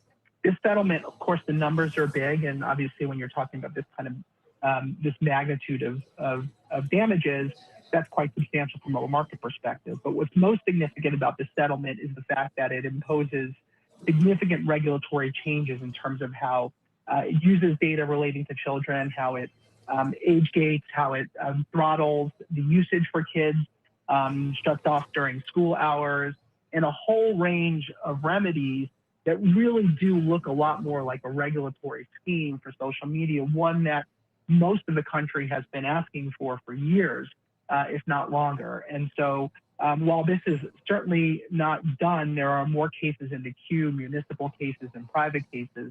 This is by far and away the most significant step forward in social media regulation that we've seen in the history of the product. Yeah, some of these measures are interesting. Age assurance measures, responding to reports of potentially harmful content within 6 hours. It's interesting, a non-personalized feed for users under 18. You think those have teeth? Well, we'll see. I think the devil's going to be in the details. We're going to have to, unpack this settlement. I think the biggest question in any of these settlements is compliance. Right, so it's very easy to come up with these general terms, but these are not static products. They're dynamic and they're growing. And so I know there are some what appear to be robust oversight, independent monitoring provisions. The extent to which those provisions and those monitoring officials are put in place, vigilant, and can adapt to changes will be where the rubber meets the road. And so the thing is, this lawsuit, I mean, based on how he's talking about it, is going to happen in phases as the market is continuing to take a little bit of a dump right here. Yeah, kind of everything's going to get right now. And it's not going to happen overnight, the payment, definitely not with this contingency that Meta's put on YouTube and TikTok. But also the actual implementation of these changes is going to be very interesting because, how does it happen? When does it happen? Does it go into effect next year? Does it go into effect 2 weeks from now? Does Meta have to actually build some sophisticated stuff to make this officially play through? Palantir right there, 175. Intel getting wrecked, 86. Or is this something that is rather quick and then the street can kind of interpret because the street needs, look, if they're going to have these wide sweeping changes around blocking limits and at night you have to go to sleep, you can't use Instagram, etc. Does that affect earnings? I think is the big question for all of us. Because if it doesn't affect earnings, who cares, right? Okay, the teenagers have to go to sleep at 9 p.m. They can't use Instagram. That's fine. As long as it's not affecting the earnings growth of Meta, from a stock perspective, the street doesn't really need to stress about it. But if it starts to, dabble into that territory of hey, we're actually seeing earnings go down because engagement's down 10% or something like that, then you're going to need at least 6 months of that data, 2 quarters, which could mean Meta is stuck if that's also part of the confusion the street's going to have. Broadcom continuing to sell off right here. Just weird, man, that Broadcom selling off 352 even after that OpenAI news yesterday. The reason Broadcom could be down those, well, we talked about this yesterday, $70 billion of debt they're offering. That's it's not really a headwind, but it's like an issue because, there is more debt that's levering up their balance sheet, even though it's not necessarily a strain on the stock. And then number two is part of the reason they could be down is because of the Oracle chip, or not the Oracle, the OpenAI chip news, because no one likes OpenAI, right? Like OpenAI can't do an IPO because I don't think they feel like they have the growth to be able to juice up the numbers like Anthropic does. Number two, you have all these executives leaving OpenAI. So that's already bad sentiment. And then number three, Broadcom has not shown OpenAI revenue ever. And they're basically guiding in 2027 for maybe you're going to see it, maybe you're not going to see it. Now, based on this new jalapeno chip, I would imagine you're going to start to see some meaningful OpenAI revenue. But if that revenue is inconsequential or delayed, and there's already this negative sentiment around OpenAI, Broadcom as an OpenAI proxy, I mean, Oracle as an OpenAI proxy, it's been stuck all year, could be part of the reason why it's down more so than the tailwind for why it should be gaining ground. Although if semi-analysis is right, and that chip is simply better than NVIDIA's Blackwell at very specific tasks when it comes for inference and general training purposes, I mean, Broadcom's going to sell a lot of those chips. And that should be relatively bullish. So we're going to have to see. Yeah, they have earnings in September. That's true. Are kids really driving the ad revenue? That's a fair point. I don't think they are. I mean, a lot of kids, when they see ads on Instagram, they can't even buy or pay for that stuff because they don't have money, right? It's kind of like this is why Snapchat, which is majority teenagers, has never been able to really make a profit. So that's a good point. I mean, that really shouldn't affect the monetization of the app. Maybe it reduces engagement here and there, but if it doesn't affect monetization, I think it's more so Meta wanting to make sure these kids are going to be using Instagram and Facebook and WhatsApp when they turn into adults, which, if you're 14 years old, it's a couple of, 4 or 5 more years until you want to be like, I started using Facebook in 2009, and I probably couldn't buy anything off the ads that I saw, but I probably downloaded some games or some random, like stuff that I could do as a kid. And I'm still using Instagram to this day, 15 years later. So I've been hooked on their products for a long time. What was the big game? Farmville was the big game back in 2009, 2010 that took off on Facebook. And so I think that's why they want them to be integrated. Microsoft 495, Tesla trying to get 350, Micron goes red, Robinhood 110. That's also flat. What's your take on Amkor? Amkor is in the bucket of semiconductor names. Advanced packaging is super important, but at the end of the day, like Amkor is going to trade with Intel and Bloom and SanDisk. Like I think all these names are just in one bucket, which is SMH. And it quite frankly, I mean, NVIDIA has mentioned Amkor multiple. Jensen has personally mentioned Amkor multiple times when it comes to advanced packaging. Like it's a very important company trading at an incredibly reasonable multiple. But the hype has died down on the multiple expansion across the entire semi sector, which is why Amkor has been, basically stuck. NVIDIA is still down 1%. Corning's been in the same situation. Jason talked about it yesterday. It's been stuck with the optics names. I mean, Lumentum and Coherent had good earnings, but Marvell really got most of the shine. Coherent now below 300. It was above 350 last week. Marvell, with the Google news about buying 7% of the company, I think that's what took a lot of the excitement from the optics space and took it into the Marvells of the world.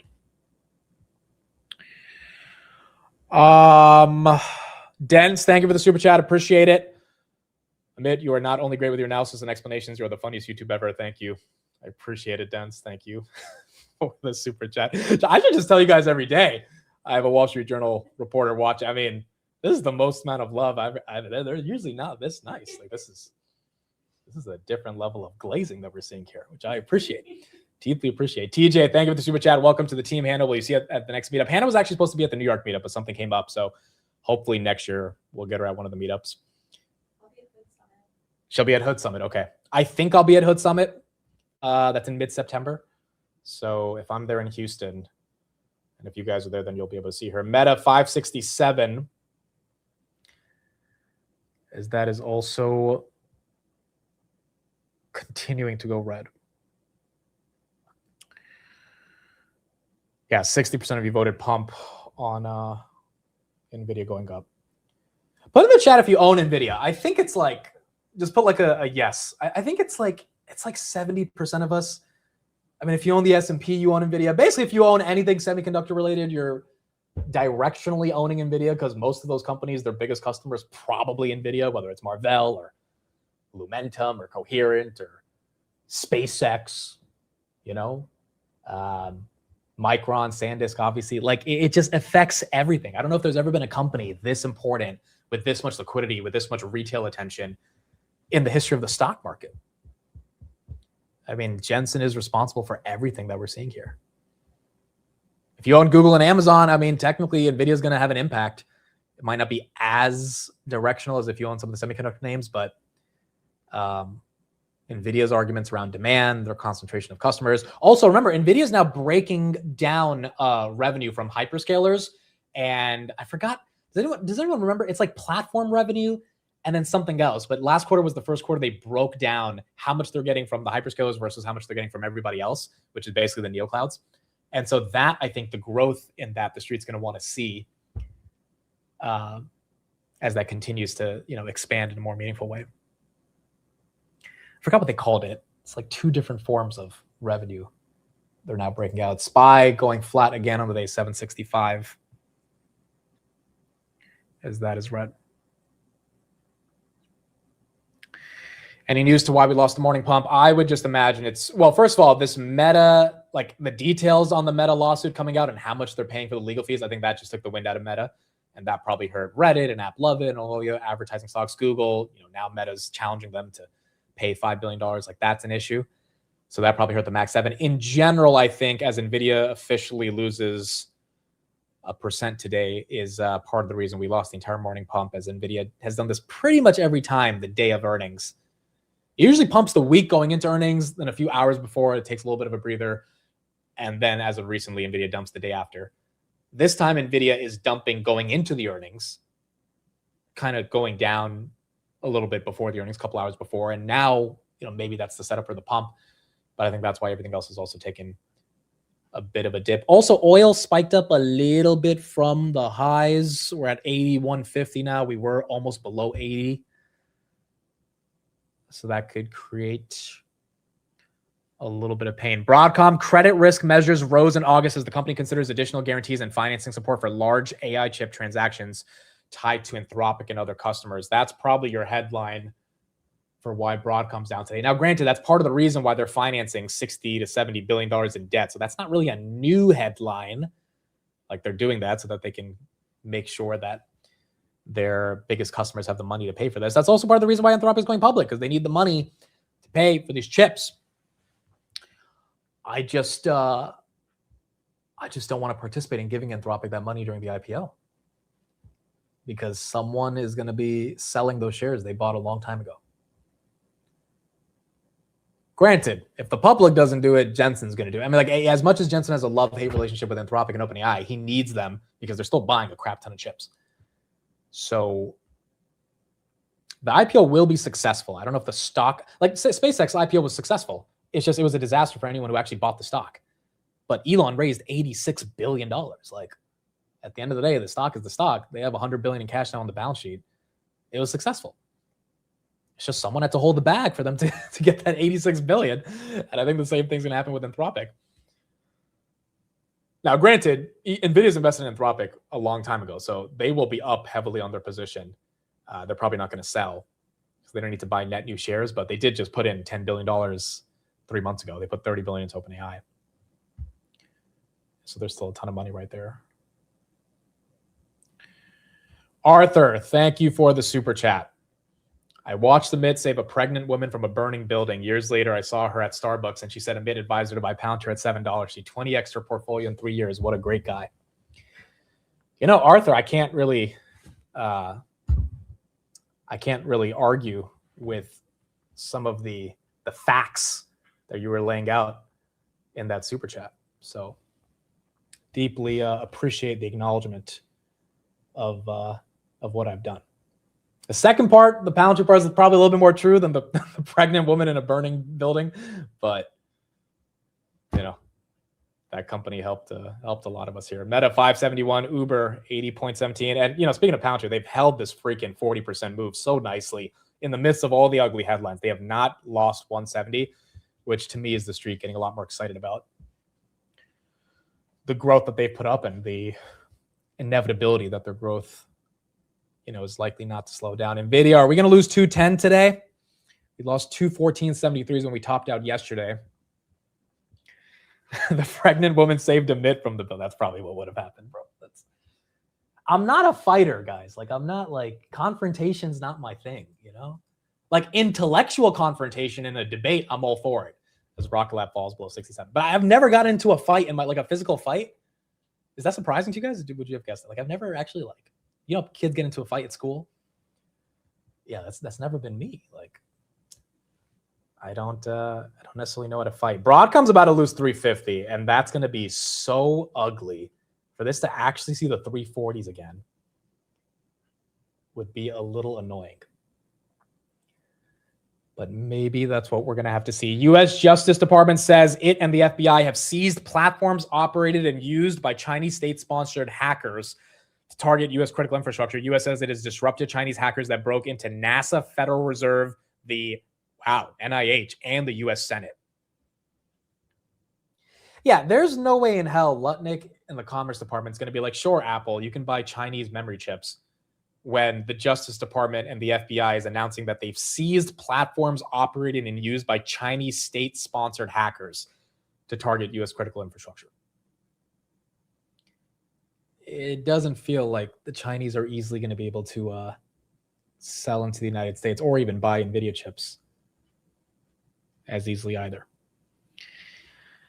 But, if that's the case, Apple's going to keep increasing prices. You're going to have an inflation issue on consumer electronics. So, Trump's kind of in a rock and a hard place here with trying to figure out what's the right strategy. Palantir 175, Rocket Lab losing 67, CrowdStrike 187. I mean, that headline is exactly the reason why CrowdStrike trades at the multiple that it trades at, and Palo Alto as well. I mean, both these stocks are basically at all-time highs. Palo Alto has more than doubled from the lows. The CEO, shout out to Nikesh, bought 10 million of his stock at the bottom on March 30th.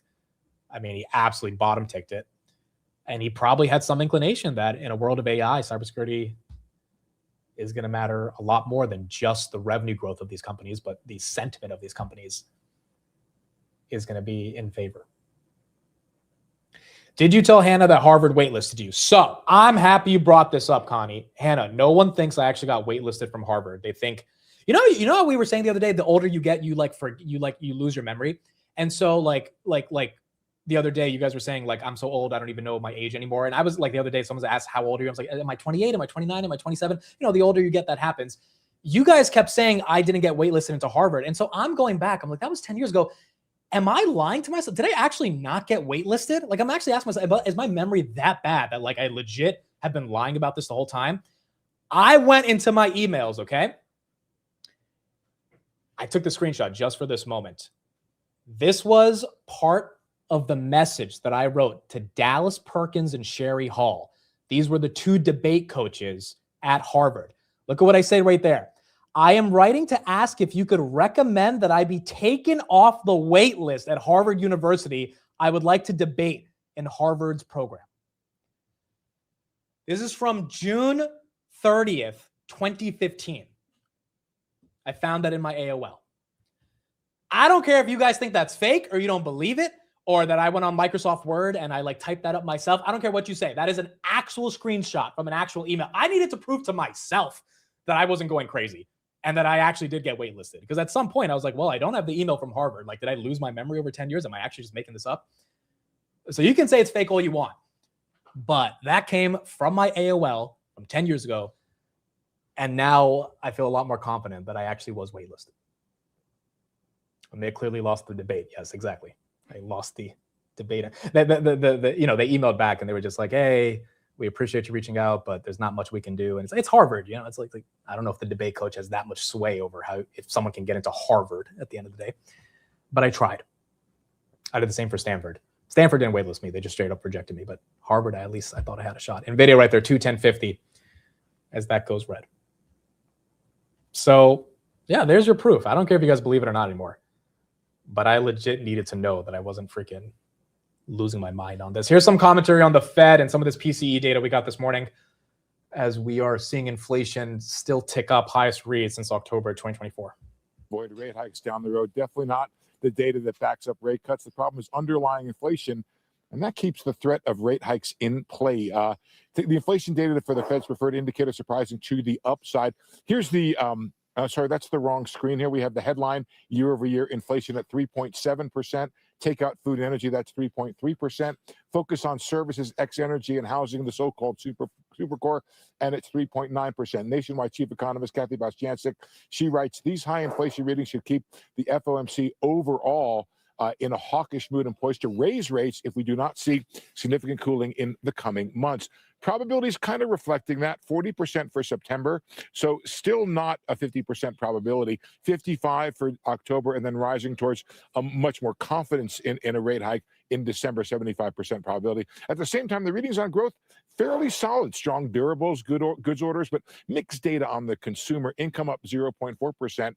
Take out inflation, though, and the real spending rate was pretty good at 0.3. And then spending 0.2, but take out inflation, that's just 0.01 for real spending. The personal savings rate remaining low at 3%. Joe Basuelos this morning, he titled his piece, Inflation is Not Going Gently into That Good Night. Several Fed committee members, they have decided it's time to recognize that. The question is whether there are others, whether there's a majority, and whether the Fed chairman has reached the same conclusion, guys. Yeah, it's a busy week for you, Steve. The probability now for a rate hike is 38.1%. It's actually down from 42 yesterday, which was really important. Look, I don't think they're going to raise rates, but once again, this inflation data this morning wasn't horrible, but it wasn't amazing. And it brings up that inevitable question of like, will they do it just to establish enough credibility in order to, get the market to stop questioning if the Fed is willing to actually deal with inflation? And again, I don't think they're going to do it because I think if these headlines are real with Trump and Iran, you're going to see oil fall off a cliff eventually. That's part of the reason I think the airlines and cruise lines could do somewhat well. 81.67 on oil. And you're not going to need to, but like if they do it just for the sake of saying that they care about inflation, it kind of will inevitably potentially have the market digest it and move on. And maybe it's actually a good thing because we got it over with. But I think more likely than not, it's going to create some headwinds going into the end of the year. AMD losing a decent chunk of the pump today, but still up 1%. Abercrombie up 33%. This is the biggest mover today. But I don't actually think we're going to get the hike. It's just this inflation data, once again, is not what we want to see. SoFi, losing a lot of it as well. Even though SoFi is 19, again, a hike would not be good for SoFi, but a lot of that pump gets faded if you start having Fed members think about getting that rate hike. They'll probably hold rates because of the hawkish talk. Yeah, probably. I mean, that's more likely than not what I think. I mean, that's what they've been doing basically for a year at this point. That wait list is fake news. Guys, I'm telling you, it's not fake. Like, you're going to literally make me pull up my AOL email to show you sending the letter. Like, I'm telling you, it's not fake. I had to prove it to myself. And I proved it to myself yesterday. Vistra up 1.72%. S&P inclusion on SoFi. Yeah, look, SoFi is eligible, right? You need to be 21 billion. They're 24 billion right now. Even if they lose $1, they'll still be, even if they get to like 1780, they'll be eligible. I mean, if Reddit and Marvell got in, SoFi going at 40% should freaking get into the S&P 500. It's not that complicated. Now, granted, Reddit got in and then it pumped and dumped, so I don't even know if that's going to help SoFi, but at least it'll create some more institutional flows. Show us the email. You guys really don't believe me. Why would I lie about this? Why would I freaking lie about this? Look at that. April 5th, 2016. Letter to Dallas Perkins and Sherry Hall. Is this AI? There's like, you can't like, here, there's the app moving up and down. There's not a screenshot. Like, you guys don't want to believe it anymore? That's on you guys. It's not on me anymore. At this point, this is on you guys. Here's the news on the OpenAI executives leaving as well, which is, I think, creating some bad sense around OpenAI and unfortunately hurting Broadcom and Oracle here. A whole bit. Morning, Kate. Yes, Carl. Coverage time. Very interesting this week. But OpenAI, as you mentioned, losing another top executive this time. It's the person helping lead the company's massive data center build out. CNBC confirmed OpenAI's head of data centers, Chris Malone, has officially left the company. He joined OpenAI last year after working on infrastructure over at Meta and Google throughout his career. He did help oversee OpenAI's ambitious data center build out. The company is targeting roughly $600 billion in compute and spending by 2030 from what we've reported. And Malone's exit does also come as data centers becoming sort of a tense issue out there, political issue ahead of the midterm elections, a lot of local pushback, and then having enough compute overall is really key to OpenAI's revenue growth ahead of its IPO. Malone is one of the latest in a string of high-profile departures in the past 6 months or so. We had revenue chief Denise Dresser, former CEO of Slack, announced she was leaving a couple of weeks ago, and there have been a handful of former Salesforce executives too who have now gone back to the software giant. They joined her at OpenAI, went back to Salesforce. We're starting to get reports of that this week. And then you had longtime executive Brad Lightcap also announcing his exit this month. Fiji Simo stepped down for health reasons. This was last month. 4 other executives total have left since April. The turnover, guys, is getting particular attention because, well, for a couple of reasons. OpenAI, of course, is preparing for what could be a massive IPO. Company confidentially filed in June. CFO Sarah Fryer recently told employees, from what I reported, company will be public in 2027. We also heard from president of this company, Greg Brockman, the other week, pushing back on concerns about some of the departures. He told CNBC last week the turnover isn't actually that atypical, as he called it, but he did claim that it gets more scrutiny because OpenAI is so much in the spotlight right now, guys. Why do we think people are leaving OpenAI, guys? Because I'm trying to figure out the conclusion I come to is that these people have vested equity. They don't really care about the mission, about being there, because again, they have their equity. They've been there already for so long. They don't need to like be at the company to have the equity vest, which means they're going to get rich regardless, or at least they'll be able to sell at some point regardless, even if they can't sell the IPO print itself. And it goes back to qualitatively, they don't want to be at the company because there's something in the company that's not sitting well with them. Like, I just don't understand how you leave what could be, like, theoretically, SoftBank didn't put $40 billion into OpenAI at $1 trillion valuation to have them be a $2 trillion company. Like, there's people betting there's going to be a $10, $15 trillion company one day, and it will control the majority of how the world accesses artificial intelligence. You don't leave that rocket ship unless you think, there's some issues with the engine of that rocket ship, and it's not necessarily the type of rocket ship you thought you were hopping on in the first place, unless you think the leadership on that rocket might end up crashing it. Like, if there's some level of fear and hesitation, and this is, we're not talking about junior engineers or this is a chief revenue officer, head of data centers, head of sales. Like, I went back to Salesforce, like that just, I could not believe that. Like, out of all places you go back to Salesforce, which is growing 7% year over year, over OpenAI, which is growing like 500% year over year. Like, it is weird.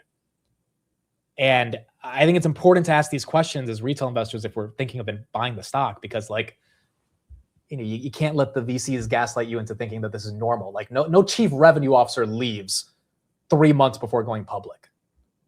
It's confusing, to say the least. And I think we need more answers than not to these questions. Palo Alto 339. As that's flat. There's a headline right here by Bloomberg. Palo Alto explored acquiring Datadog and Okta. Palo Alto held talks with Okta and Datadog in 2025 when Datadog was worth $40 billion. Datadog right now, their market cap, that stock also made a massive move this year, is now $82 billion. The company's still evaluating deals around AI security and observability and exploring different acquisitions. Palo Alto already made 3 acquisitions in the past year. So I think Datadog would have been harder to justify given how big it is, but they have been growing a bit more inorganically and consolidating. Is Datadog up today? Datadog is up about 3%, potentially based on that headline as well. I think it's because of Sam Altman. Yeah, I mean, it is kind of crazy that the 2 biggest AI companies of our lifetime in the frontier lab space have leaders that are just horrible at communicating to the public. Like, Dario saying everyone's going to lose their job. It's just, and I've listened to Dario's full context about his statement about losing jobs. And when you listen to it in the full context, you can have some sympathy for what he's saying. But at the end of the day, it's like, you have to have some street sense. Like maybe everyone's going to lose their jobs, but you don't say it, especially if you're. It's like Leopold, right? It's like, well, yeah, AI is going to go to the moon, so I'm just going to lever up because it's going to keep going up. It's like that's not how the market works. It's like Dario. Okay, there's going to be a lot of unemployment here because this technology is really advanced, but like if you want to get investors to ambassador your stock, you kind of can't say that. And if you want to get politicians to allow you to build data centers, you can't say that stuff. If anything, you have to have a more optimistic view on how AI will empower workers while acknowledging that some jobs will cease to exist. If we have robo-taxis everywhere, there won't be people driving taxis. Like that's inevitable. That's just math, right? Like if the car is driving yourself, you're not going to need anyone to drive it. So that job's going to be gone. But the ability to talk about the timeline and the trajectory and the empowering nature, the agency that AI gives you, something that Palantir has been doing very well, is what gets people to want to invest in you and care about you as a company and feel good about holding your stock. And I don't think Altman or Dario even kind of understand that. Jensen does, which is why he pushes back so much. But Jensen's just one guy at the end of the day. And so we're gonna have to see how this ends up playing out. But obviously the earnings from Nvidia today are going to be super, super important as we get into it. Palantir right there, 175. Not seeing any other major crazy headlines today. The PCE and Meta stuff was the big news that we got today. Wolf Research reiterated their SpaceX buy at 175. JP Morgan came out at 240. Evercore reiterated Meta at 860 on the day. Ashfrey, thank you for the super chat. I brought my girlfriend to the August meetup last year, gave Amit a PSA 10 Palantir card. I actually showed Hannah that card today. It's in my living room. I have this like shelf of like gifts that a lot of you guys give me at the meetup. She legit saw that card this morning. After a brief chat, he suggested we get married. We are now engaged. I think I did. I don't think he's lying there. I think you were the guy who I was like, where's her ring, right? I tend to do that to most couples that I see at the meetups. I was like, all right, so where's the ring? I don't think he's lying about that. So, all right, cool. There you go. You're engaged now. That's amazing. He also says, P.S. Josh Brown told me over dinner that Amit is cool. That's a true story. Shout out to Josh Brown. He's awesome. Hopefully we can get Josh Brown on Basis Points again. He was the first guest in January. But Josh Brown is awesome. Yeah, I think I did say that. I was like, where's the ring? But I say that to every couple that I meet. I always like tease the guy on where's the ring. Because some of you guys that come to the meetup, dude, you're like been together for 4 years, 5 years.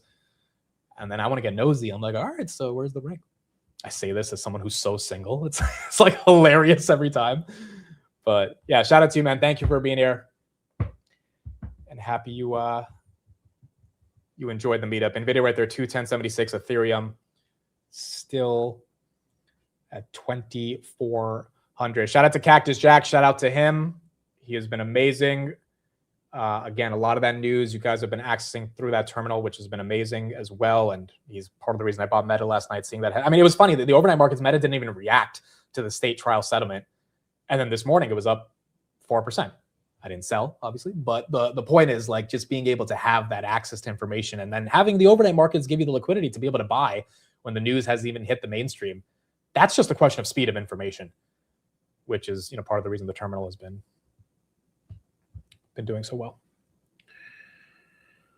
Okay, what else do we have? I'm looking at some of the other NVIDIA sell side projections. Amit, are you adding to the Broadcom sell-off? I'm not adding to anything today until we see NVIDIA's earnings.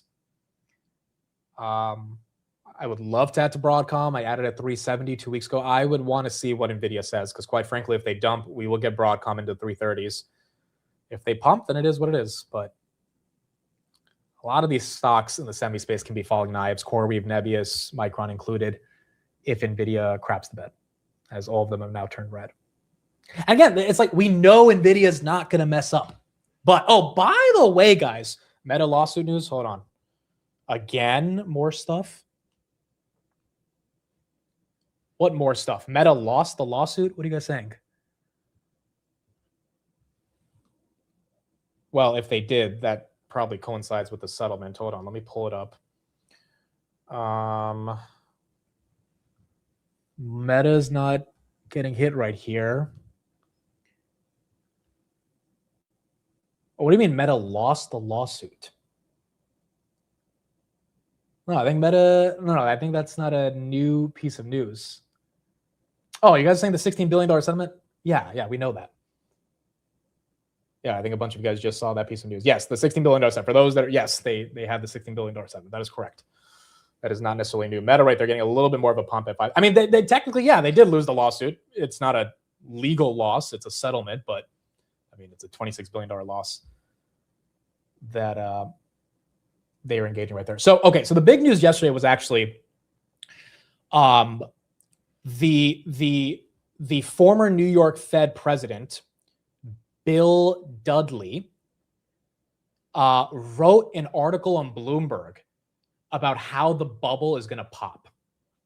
So this is the first time you've had a former Fed president actually make a market prediction. He outlined like 7 different ways in the article that the AI bubble pops. And it was actually really, really interesting when you read the article, because he's like definitive on this idea that market's going to pop.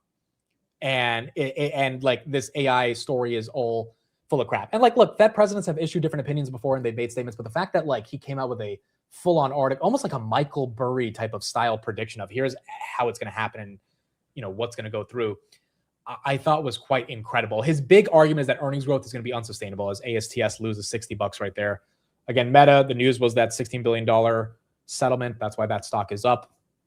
Technically losing the lawsuit, but also technically not losing the lawsuit. But for Dudley to come out and say that, why are we listening to an economist talk about markets? It's a good point.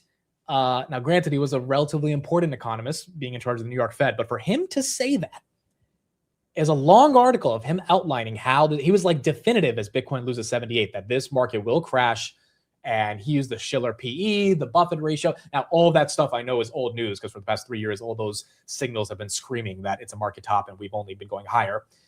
But his broader argument is that stocks are expensive relative to earnings growth, and earnings growth is unsustainable. So when earnings growth slows down, it's going to collapse. And his bigger argument is that the hyperscalers will absolutely stop spending CapEx in the next year. He's basically saying by the end of 2027, because it's going to be unsustainable for them to keep spending, and the ROI is not going to be calculated as anything meaningful. And if that happens, obviously the neo clouds, Nvidia, like all those names that are a byproduct of that hyperscaler CapEx, which Jensen thinks is going to be like 5-7 trillion by 2030. Semi-analysis thinks it would be like 11 trillion by then. Bill Dudley's like, it's going to stop starting next year. I don't necessarily agree with that, but I think it was interesting that you have some people that never really make market predictions feel so compelled, because he doesn't have to do this. He's not short the market, right? Maybe he is, I don't know. But like, he doesn't have to, he's not selling subscriptions on Substack. Like, this guy was a very important New York Fed president for 2 decades. Like, he doesn't need to be making these hyperbolic statements, but the fact that he is, it was one of those things where I think you're going to, and this goes back to NVIDIA earnings. Jensen's going to have to calm people down on these earnings, because you've got New York Fed presidents making Michael Burry-like articles about how everything is going to just go to crap. Soon, by the way. He's like, end of 2027, it's over. Which means it would be priced in, you know, earlier in the year of next year. It might even start to get priced in now, you know, 16 months before it happens. So I don't necessarily agree with all of his analysis, but the fact that you have that type of public opinion coming out there goes to show how much negative sentiment there still is. Now, that is technically the alpha, as Bloom loses everything it had today, 227 down to 214. But that sentiment is obviously still there.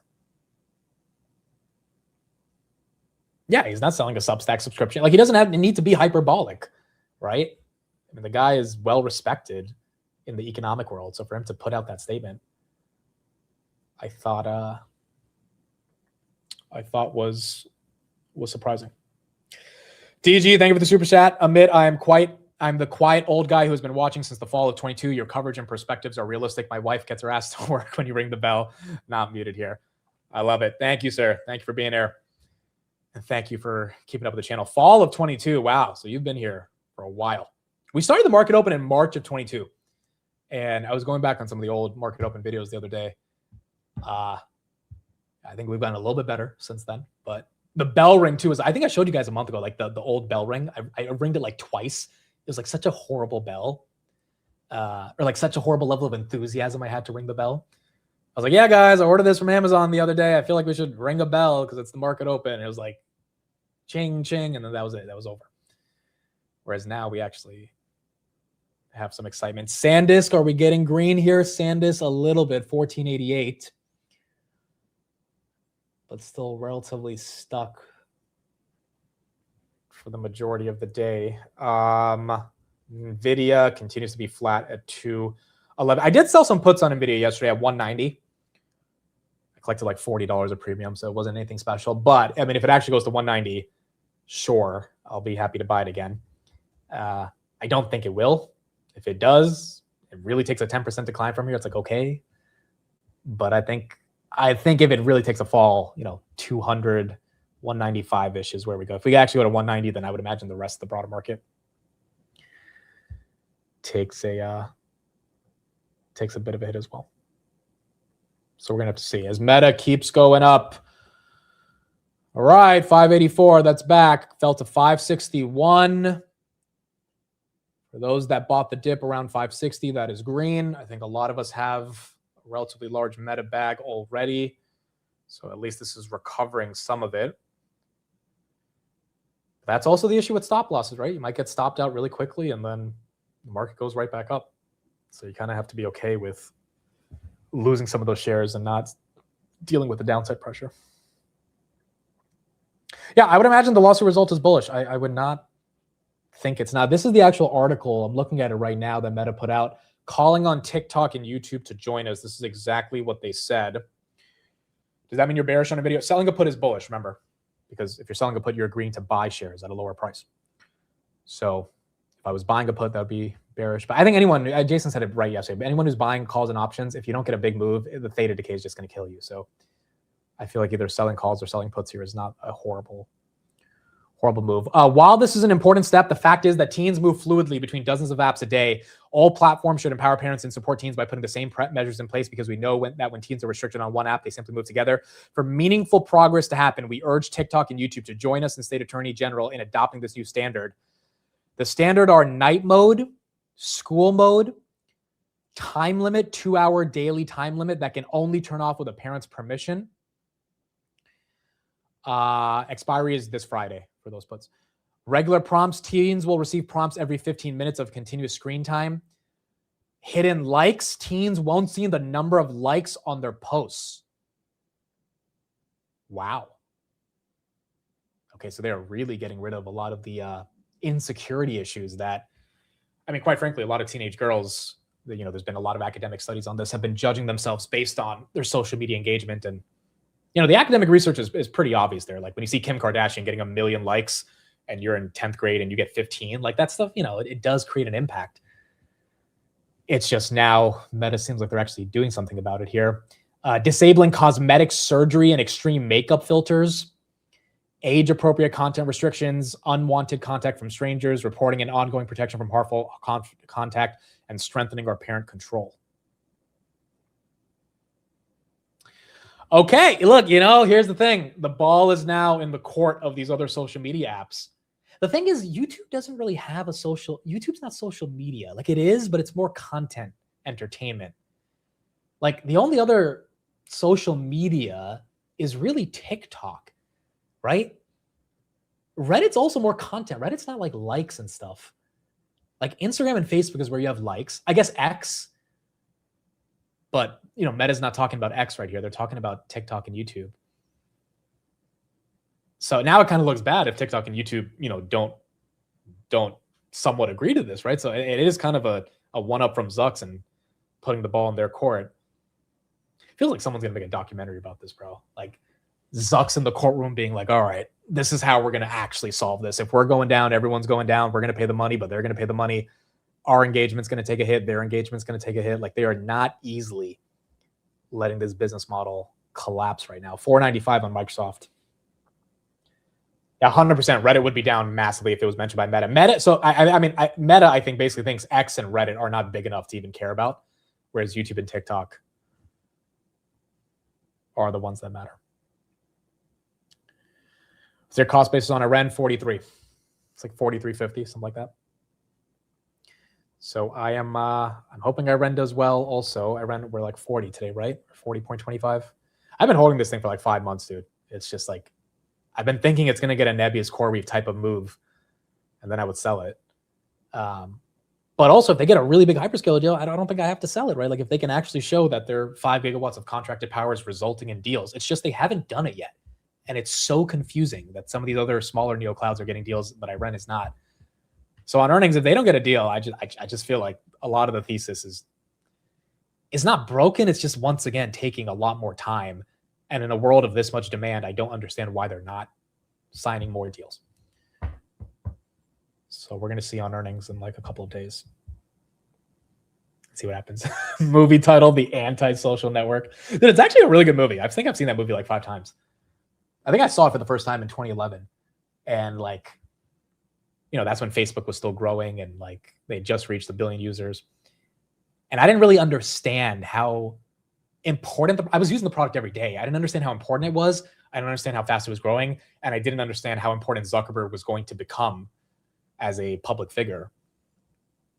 But it happened. And, you know, now they're paying 20 billion in lawsuits. Did you watch the Spotify film? If you're talking about the Netflix like mini series on Spotify, yeah, I've seen that, where they like talked about how Daniel Ek fought the record labels. It was like 3 episodes, right? It was really good. I saw that 2 years ago. It was always exciting to see how these people actually build their empire. Okay, what else do we have? Let's look at some of the options that have been traded today the most. You have Tesla, Meta, Nvidia, Apple, Micron in your top 5. Meta, you have 300,000 calls, 130,000 puts. SpaceX, Palantir, SoFi, AMD are up there. Kraft Heinz, why are 81,000 calls being traded on Kraft Heinz and only 1,300 puts? There's got to be some news on Kraft Heinz. The stock is flat. This is an OG Buffett stock. Kraft Heinz, that is weird, dude. This is not a name you see pop up. Someone just bought $400,000 worth of calls as well for $26. There's no headline. Oh, is this a Kraft Heinz to transfer stock exchange listing to the New York Stock Exchange from the NASDAQ? Okay, so that's index funds that are going to have to rebalance. Okay, so that's a nothing burger. That's not any specific news. AI catch up, yeah. I don't know if that's going to change things, but that's just more natural option buying on index funds coming in. Actually, it's not something to, I guess, stress about too much. Meta right there, 585. Let's see if we get back up to 590 here. Let's see if it makes a bigger move. Trump on Canada. I have the clip on that. Let's pull this up. Again, the Canadians announced those 50% retaliatory tariffs. This is what Trump said this morning about that. Canada. I mean, it seems to me they had a really good deal, but this is all about the elections and throwing our elections. What is happening? Is there a way to end this? Look, I don't know how you feel about Canada. They are one of the worst countries in the world to deal with. And this has gone on for many years. Wait. Can we say this? I love Canadians and Canada. Correct. I do not like their administration. Okay, well, right? The administration and the previous administration too is terrible. Yes. But they have taken advantage of the United States for many decades, actually. They charge tariffs that are unbelievable, like on milk, 400%. And I just said, we're taking them on. And I took them on at the beginning, but we had so many other things to do because the country was a mess.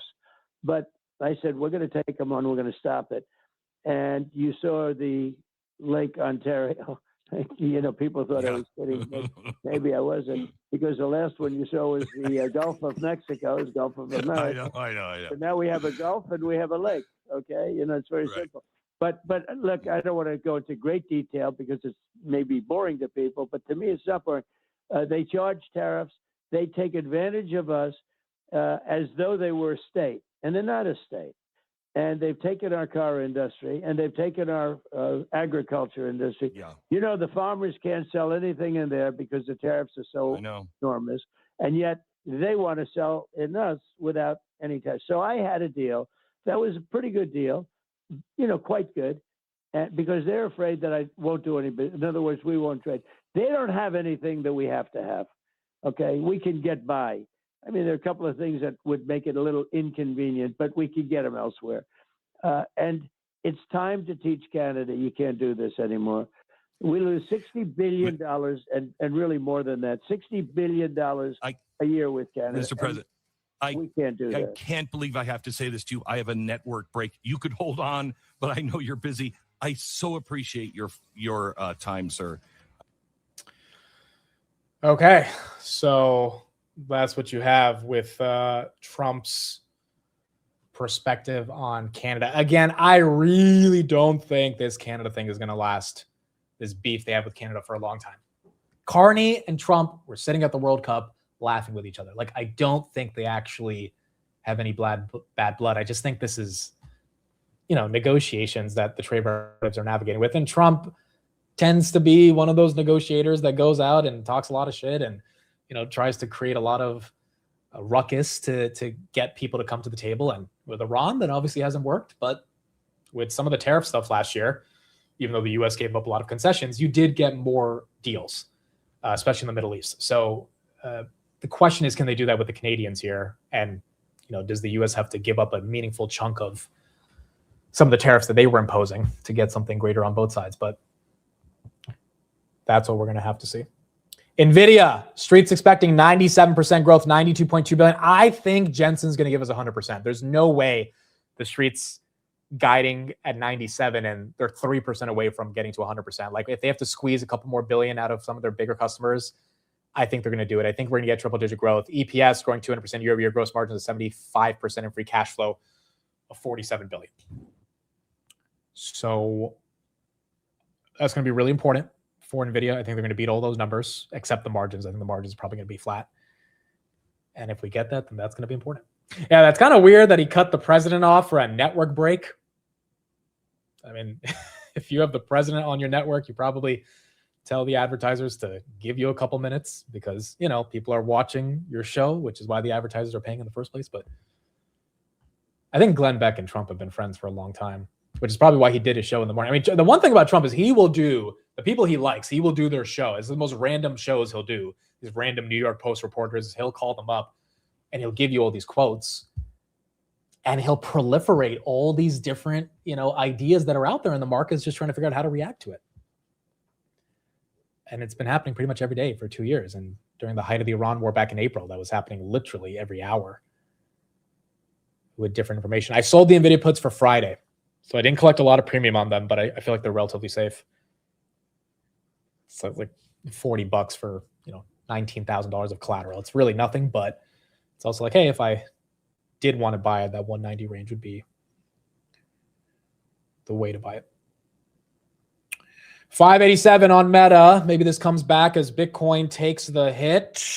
BTC. Wow. That was 81,000 yesterday, 77.6. Robinhood, Coinbase, MicroStrategy, not liking that as those are all down. Now they're still up a lot for this week, but obviously they're taking a bigger hit as they are as they're going red. Uber is 79.78. We have to blame Tanner. We cannot blame Tanner. Okay, we love Tanner. Tanner will tell you, I don't even think Tanner has a lot of Canadian dollars. Like, Tanner trades US stocks. His only real Canadian stock is Shopify, which is listed on the New York Stock Exchange. And yeah, I don't think he does a lot of business in Canadian dollars anyway. So Tanner is more American than most people sometimes because he freaking loves investing in the US markets. But it's not Tanner's fault. It's not any of the Canadians' fault. It's the United States and Canada negotiating on what are appropriate 15, 20, 30% tariffs on a variety of goods we do with each other. They're one of our biggest trade, especially for energy, dude. They're one, Trump can talk a big game all he wants, but we do a lot of business with Canada when it comes to energy. Now, they depend on us buying a lot of that energy, so it's not like they have all the leverage here, but it's not like we have all the leverage either. So I really just think it's them going back and forth. And it's not as aggressive as both sides are making it out to seem. Broadcom right there, 352. as that continues to go red. Do you still have Nebius? Yes, I still have Nebius. This one has also been stuck. Bought it at 230, then bought it at 178 in the course of July. I mean, the thing about Nebius and Micron is that a lot of the hype has just died. And the thing about hype is that when it dies, it's hard to get it back. And if the hype is going into crypto, if the hype is going into, honestly, value and safer stuff. I mean, Uber, which is not really a value play, but technically its price is a value play. If the hype is going into Uber and Airbnb and Netflix, then Nebius, which is still up 2x this year, Micron, which is still up 2.5x this year, like, okay, they don't go up 3x, 4x, but they still have amazing, amazing returns for those that were early. And it is what it is. Like, if you were early on those names, you deserve it. But if you're late, it's like complaining that Palantir's not at 200 yet. It's like, okay, well, it was at 100 for the majority of the year, 120. It was at 6 3 years ago, right? So it's like, okay, it's not at 200, but I'm not going to care that much because I took advantage of the dip. Nebius was at 80 for a good 3 months this year before it broke out. And I was not buying like crazy. So I'm not going to be upset that it's not running to 300 because it's like, okay, if you didn't take advantage when it was at 80, you know, you don't really deserve those gains. I just think a lot of people are upset because when it pumped to 280 after the earnings and everyone was like, okay, it's back to Nebius being Nebius. And then it just collapsed 2 days later. That's what kind of pissed people off about Nebius. And same thing for Micron, to be honest. But both of those stocks kind of consolidating here. HIMS, what are we looking at for HIMS? HIMS is at $30. That's down another 4%.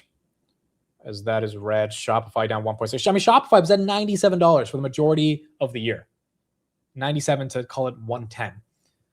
And now it's at 150. You know, it's made a nice, massive move. Same with Reddit that got to 120. So a lot of these names, I think that no one can complain this market is not given opportunities. Whether it's the semi names, whether it's the software names, whether it's the crypto name. I mean, MicroStrategy is up 40% in basically 2 weeks. Like, there have been sectors that have Netflix 65 to 80, Uber basically the same 65 to 80, fell 10% after their earnings 3 weeks ago. Like, this market has been filled with opportunities, also filled with leverage, which took out a lot of people, but that also created even more opportunities. And so I don't think it's too crazy to say that if the market chills out for a little bit, then that's all right. This is the preview right here going into the print for Nvidia, as the street's expecting about 97% growth. AI era has a stock that's really gone nowhere this year. Nvidia's up, 13% in 2026. The broader chip index, you can see on your screen, up 70%.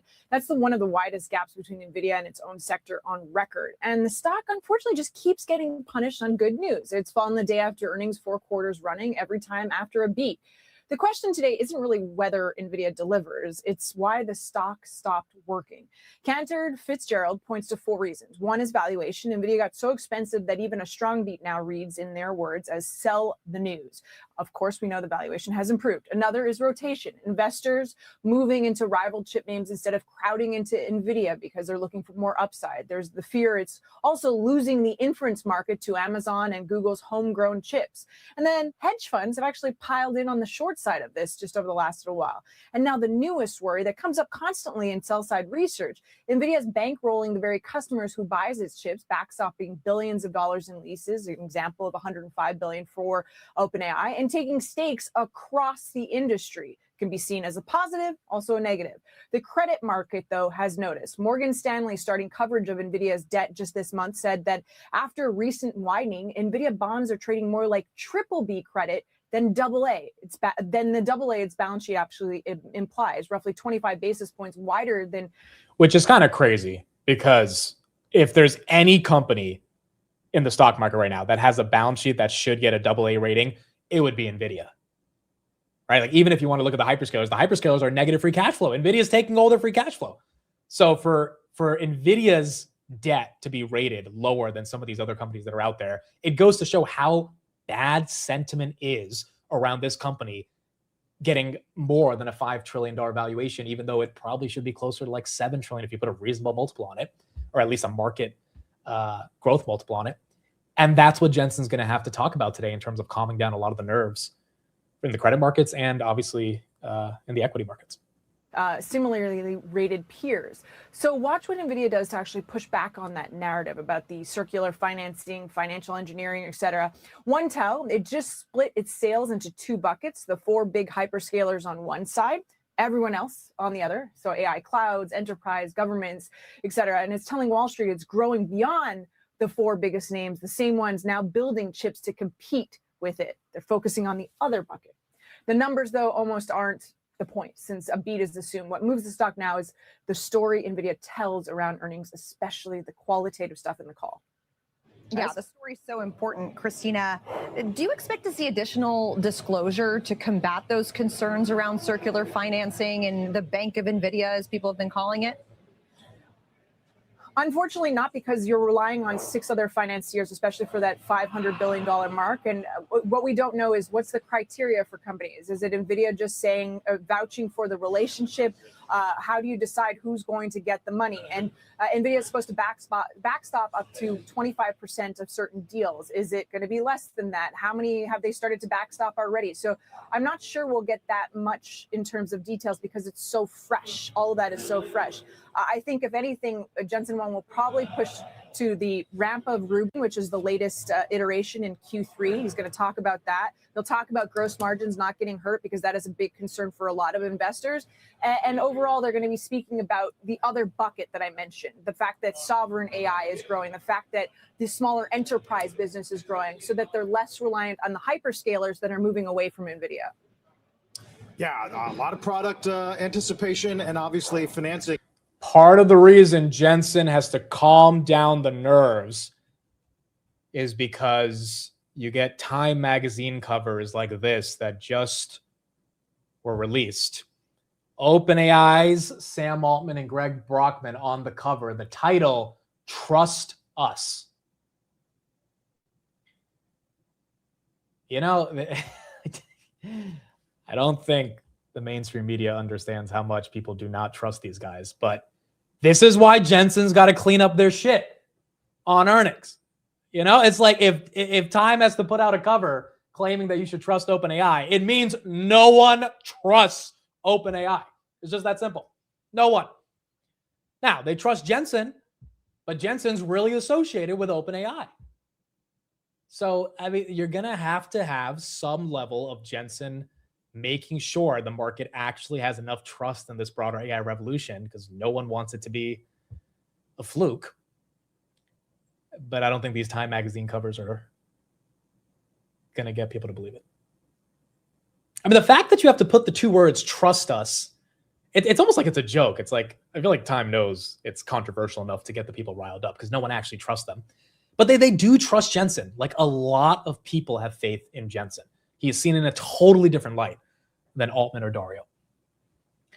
I think that's part of the reason why Jensen has started doing interviews with Alex Karp, because Alex Karp also gets a lot of trust because he's not, saying the sort of same things that AI is going to take your job, and he's talking about the models actually being a commodity and the implementation of the models being more important and actually championing American business, right?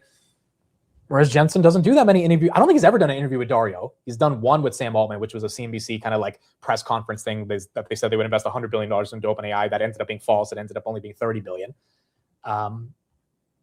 And, that's where a lot of that trust gets eroded from the mainstream media. NVIDIA right there, 211. Did they buy that cover? So Salesforce founder Mark Benioff bought Time for $190 million in 2018. So what's his name? I think his name is Brett Taylor, he was the co-CEO of Salesforce with Mark Benioff. He left 2 years ago. He's now the chairman of the board of OpenAI. So Brett Taylor knows the guy who owns Time, who's the CEO of Salesforce, because he was also the co-CEO of Salesforce, very well. And he's also on the chairman of the board for OpenAI. So I don't know if they bought the cover, but I would imagine getting on the cover is not the hardest thing in the world when you can call up your chairman and say, hey, can you talk to the guy who owns the magazine and put us on the cover?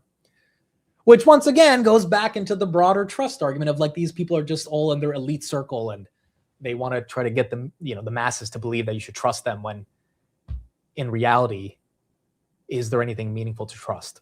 Jensen's viewed in a different light, and I think on earnings, Jensen's going to have to continue to show why that's so important. Abercrombie and Fitch, 40% on the day. Kind of ridiculous. I mean, it was a good earnings, but my goodness, 149 as that continues to go green. ASTS is in that space bucket with Rocket Lab. and Lunar and Redwire, all the space names have just kind of fallen apart ever since the SpaceX IPO. I mean, Rocket Lab's down 50% from that time. ASTS basically the same, right? ASTS was 130, now it's at like 60. So granted, they probably shouldn't have ever got there. I think that's fair. But the space names are trading with the SpaceX algo, and SpaceX has lost a lot of value as well. So that's what we're saying. Circular marketing. Yeah, exactly. Circular market. Again, that's circular financing news. That stuff's also going to be really freaking important.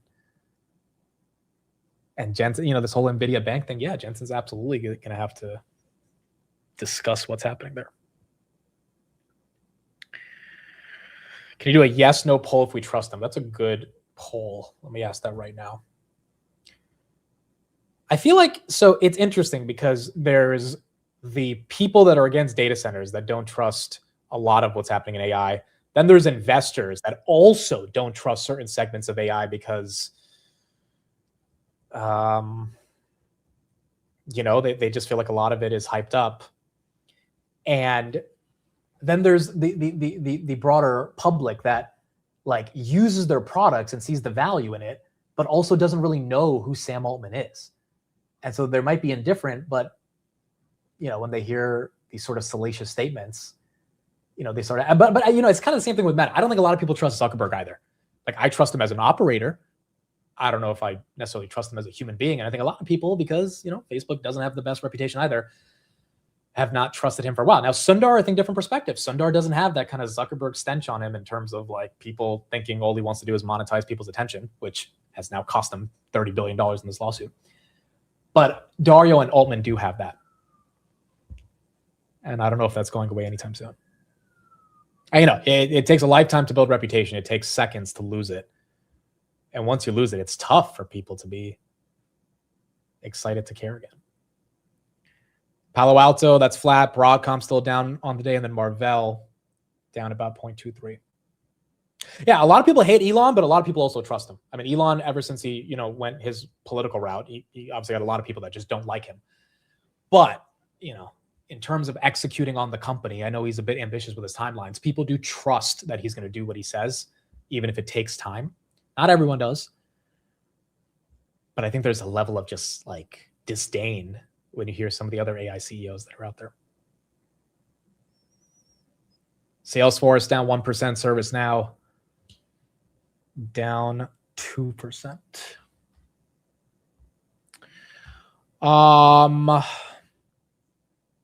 NYC, thank you for the super chat.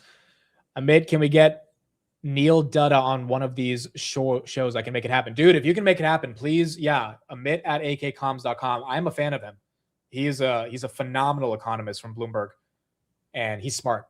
Super, super smart. I think he did a podcast 2 weeks ago with Josh Brown, and the guy knows his shit really well. So 100%, if you can make that happen, send me an email, and I would love to make it happen. And I love that you were a Knicks fan as well. Dude, this will be the first year I go to a Knicks game because now I've like rejuvenated my Knicks excitement. Again, I was a Knicks fan back in 2011, tried to be a basketball player. It didn't work out, kind of lost love for basketball in and of itself. But then seeing Jaylen Brown win the championship, or Jalen Brunson win the championship. Jaylen Brown went to the Sixers. It was pretty cool. It was pretty freaking cool. There might be a world where we get to have a conversation with Mr. Brunson. Let's just say that. There might be a world. I might have had a meeting last week with someone who's very close to Brunson. And maybe, I don't know if he'll actually do basis points, but we're going to see if we can make it happen. I feel like I should go to a Knicks game first, though, before he does the podcast. If he does the podcast, I want to be able to say, like, I've seen him play live, and I didn't just become a fan over the past 3 months after they won the championship. But that would be super fun. Because, I mean, look, I think we could talk to him about a ton of business stuff. Look, Brunson is doing a lot of stuff behind the scenes with business. And, the brand deals, the sponsorships, the endorsements, the companies they're building. He has his own podcast. Like, I've become a fan of that podcast. Like, it's not often you see NBA superstars during the season do a podcast. They got a lot of shit for doing the podcast during the season. But then when you win the championship, no one can say anything, right? Because it's like the podcast obviously didn't take away from their winning. So it'd be super fun to talk to them. Just don't talk sports. Yeah, probably would be bad at talking sports. Nebius 216, down 2.5%. Almost Harvard, almost MBA. Exactly. It was not going to be a 5'4" basketball player. It's going to be 5'7". Okay. And with the basketball sneakers, it probably would have been 5'8". It's crazy. I was closer to Harvard than I was for the NBA. The NBA, I wasn't close at all. I'll admit that. Although if I had like really pushed myself, I'm just saying, but like obviously I found debate. I went a different route, but Harvard, your boy was legit close. ANET is up on the day. They had a great earnings. Arista, A-Lab, the networking plays. Cisco had a good earnings. Cisco didn't get a lot of love because it was already up 70% on the year. But you are still seeing a lot of the semi names at least hold on to the gains they had over the past month. Okay, do we have any other headlines? I think this Meta thing was JP Morgan potentially pursuing their own stable coin. This is actually bullish in my opinion. Banks are moving forward with the global stablecoin consortium. This is part of what's going to be in the Clarity Act. Bank of America, Wells Fargo also are involved here. Headline is banks fought against stablecoins. Now they are considering launching their own. I think this is only bullish for ETH and a lot of the networks underlying that stablecoin ecosystem. I think Bitcoin's down because of the 10-year today, but nonetheless, it should be good to see more stablecoin adoption. I think that's pretty much it in terms of headlines. PCE, a little worse than expected. Market didn't care. Meta was the big headline today. JD Vance is going to Jackson Hole with Kevin Warsh. He's going to be campaigning to raise $2 million for the RNC. So Kevin Warsh will be live on Friday. We'll be taking a listen to what he says. I think it's going to be a nothing burger, but nonetheless, people will be paying attention. Rocket Lab below 67. JD Vance looks like he'll be there as well. Kohl's, by the way, we didn't talk about that. This stock got hit in the pre-market. Now it's recovering. It's up 2%. It was down 3% to 16. They said persistent inflation and high gasoline prices are making low and middle income shoppers more cautious about discretionary purchases. Q2 profit fell to 151 million, which is down year over year. And EPS was 128 versus 135. The thing about Kohl's that's interesting, if anyone's ever been to a Kohl's, I don't even know if Kohl's is international. I think it's only the United States. But they have a partnership with Amazon that they had 5 years ago that they started where people can return packages in Amazon. So a lot of people, including myself, go to Kohl's to return stuff that we bought on Amazon. And then you end up just buying something at Kohl's because you're already there. So that's been a lot of their foot traffic over the past few years. But at the end of the day, inflation and high gasoline prices are an issue because that's the type of ecosystem where if particular demographics are starting to see a bigger shift in gasoline price. I mean, this is kind of what we saw also from Target. Target said the consumer's okay, but Target, Walmart, Kohl's, like this is where Dollar Tree had the same type of analysis. This is where high gas prices are going to actually affect you. And the fact that it's showing up in some of these earnings, but not all of them, you're seeing that's kind of in Starbucks as well, but Starbucks doesn't just have that demographic because everyone buys coffee. Then it's a different ballpark. Starbucks right there is actually up 1.3% of the day. Yeah, a lot of you guys are saying that's where you got to guys go to Kohl's for Amazon. It's actually packed. Like on a Saturday, if you go to Kohl's to return something to Amazon. And by the way, who's returning stuff at Amazon? People that like are conscious about their costs, right? Like the reason I go to return stuff at Amazon is because I want the money back. If you're like super rich, you order something, it's the wrong size, you don't care about going back to return it. Like it is what it is, right? You spend $20, it's like whatever. But if you actually want to get that money back and you don't, that $20 matters, those types of customers are going to feel the pain of inflation. And I think that's where you're seeing the decline in Kohl's earnings. SanDisk right there, $14.93. There's also a Sephora near mine as well. So that's also part of their strategy for foot traffic. I feel like rich people care even more. I mean, sometimes, but I don't know. A lot of times time is money, and it takes time to drive, go to the store, print out the return label. Like a lot of times, if you're not that cost conscious, you just don't care. You're like, whatever. Like I'll just order it again, and it's $20, $50, not a big deal. But if you actually care, like I do, and I think a lot of people do, then yeah, you're going to go. But I think that's why it's also having an impact on earnings. GE Veranova still up 2%. Lemonade, that's up 0.5%. Netflix still red on the day. Okay, guys, I think that's pretty much it for today. I don't see any other major headlines. I'll be back in a few hours with everybody for Nvidia. It's going to be a big one. We're going to see what Nvidia can put up. I know Broadcom's been taking an ugly hit today. I think a lot of that is due to some of these headlines. Nvidia can save them. Nvidia can save Nebius, CoreWeave, a lot of these guys, which is going to be relevant to see. And it's like the dude can't even pronounce Nvidia. That's true. That's true. Dude, when I see CNBC clips of people saying Nvidia, it's the funny, like I say it for fun, but like it's hilarious. I was like, dude, you like work at Bank of America, like say the name right. Like you've been covering this company for 5 years. But yeah, this is gonna be important. We got Nvidia on deck. It will be another day. We'll have the leather jacket here. We're gonna see what Nvidia puts out.